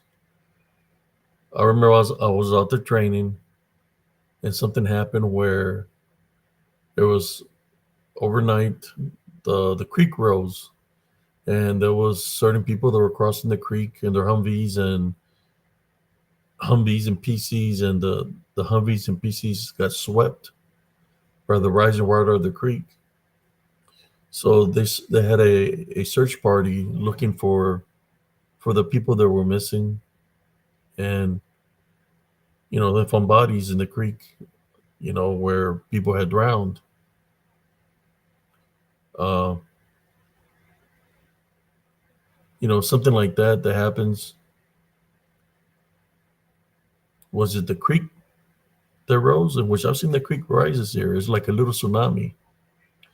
But if somebody wants to talk about dogmen and werewolves or Bigfoots or whatever, they could change a real accident that happened and make it into something else. It would be that easy to change a story like that, right? And say, oh, it was a Bigfoot that killed those soldiers, or it was a dog man that killed the soldiers. But there's always, to me, I know because I worked, I went through those creeks. I used to drive, I spent like 1 year. I got pulled off the tanks to work for the S3, which is Center Operations for the battalion. And I've seen, whether I was in the PC or in the tank, how those creek rise. When the water comes down, it's like a tsunami. So if you're caught up in one of those things, uh, you get covered with water, man. And that's not a good thing. The creeks here in Central Texas, they're rough and rugged, man. That you get swept up, you're a goner because it's going to drag you. It's kind of like a tsunami / undertow. It's going to drag you, and that's it. So it's very easy for somebody that hears about a story that they could easily make something out of it. And that's not what I'm about here in Spiritual Cryptid Encounters. I can tell you a story for what it is, and just leave it at that. Speak my truth of what I've witnessed. But one day, I got a lot of other stories, but we're at the 3 hour 14 minute marker right now. Yeah, I got so many stories, brother and sisters. Up on the hills, I can tell you this, or maybe I should say it for tomorrow. If you tune in tomorrow, y'all got to remind me because I'm an old fella, but I still remember my stories. You tune in tomorrow, I'll talk about some of the experiences that I experienced in the military on Fort Hood, of working on the mountain ranges, things that I experienced up there. There's things out there, man. Shapeshifter skinwalkers, definitely in Central Texas, especially on the mountain ranges. A lot of natives used to live in mountain ranges. They would stay up there in higher ground just in case it flooded. There was woodlanders that live by the creeks and stuff like that. So many stories. But in saying that, thank you all for tuning in tonight. I got so many stories I can share with you. Maybe tomorrow we could have, we can talk about You name the topic. You say something on the chat, and we'll talk about it. Anything you say it in the chat, and we'll talk about it. But yeah, I do got a lot of stories, brothers and sisters. But I do need to get me some rest. In saying that, good night, everybody. God bless you. And again, thank you for tuning into Spiritual Encrypted Encounters. Um, and I'll keep everybody in prayer, even though people that share stories about this and that, everybody in prayer, um, for them to maintain a heavenly love foundations, to spiritually strong, don't get power to believe the things that are being shown to them, to place Jesus Christ first, test the spirit, tie, bind, and rebuke it in Jesus Christ's name, and continue to protect us, Heavenly Father, as we place heavenly spiritual crosses on our doorways and our windows, upon us from head to toe. If there's any unclean spirit, negative energies, you're not welcome here again. We tie, bind, and rebuke in Jesus Christ's name. This we pray in your name, Heavenly Father. Amen.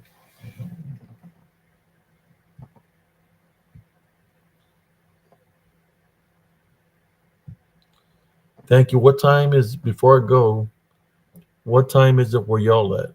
Before I go, what time is it where y'all at? Where I'm at is, oops, 3:44. That's the time frame here where I'm at.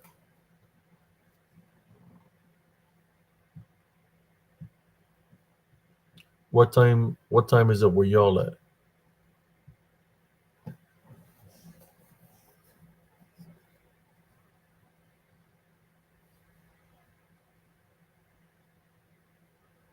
Two 44, 4:45, 3:45, 3:45.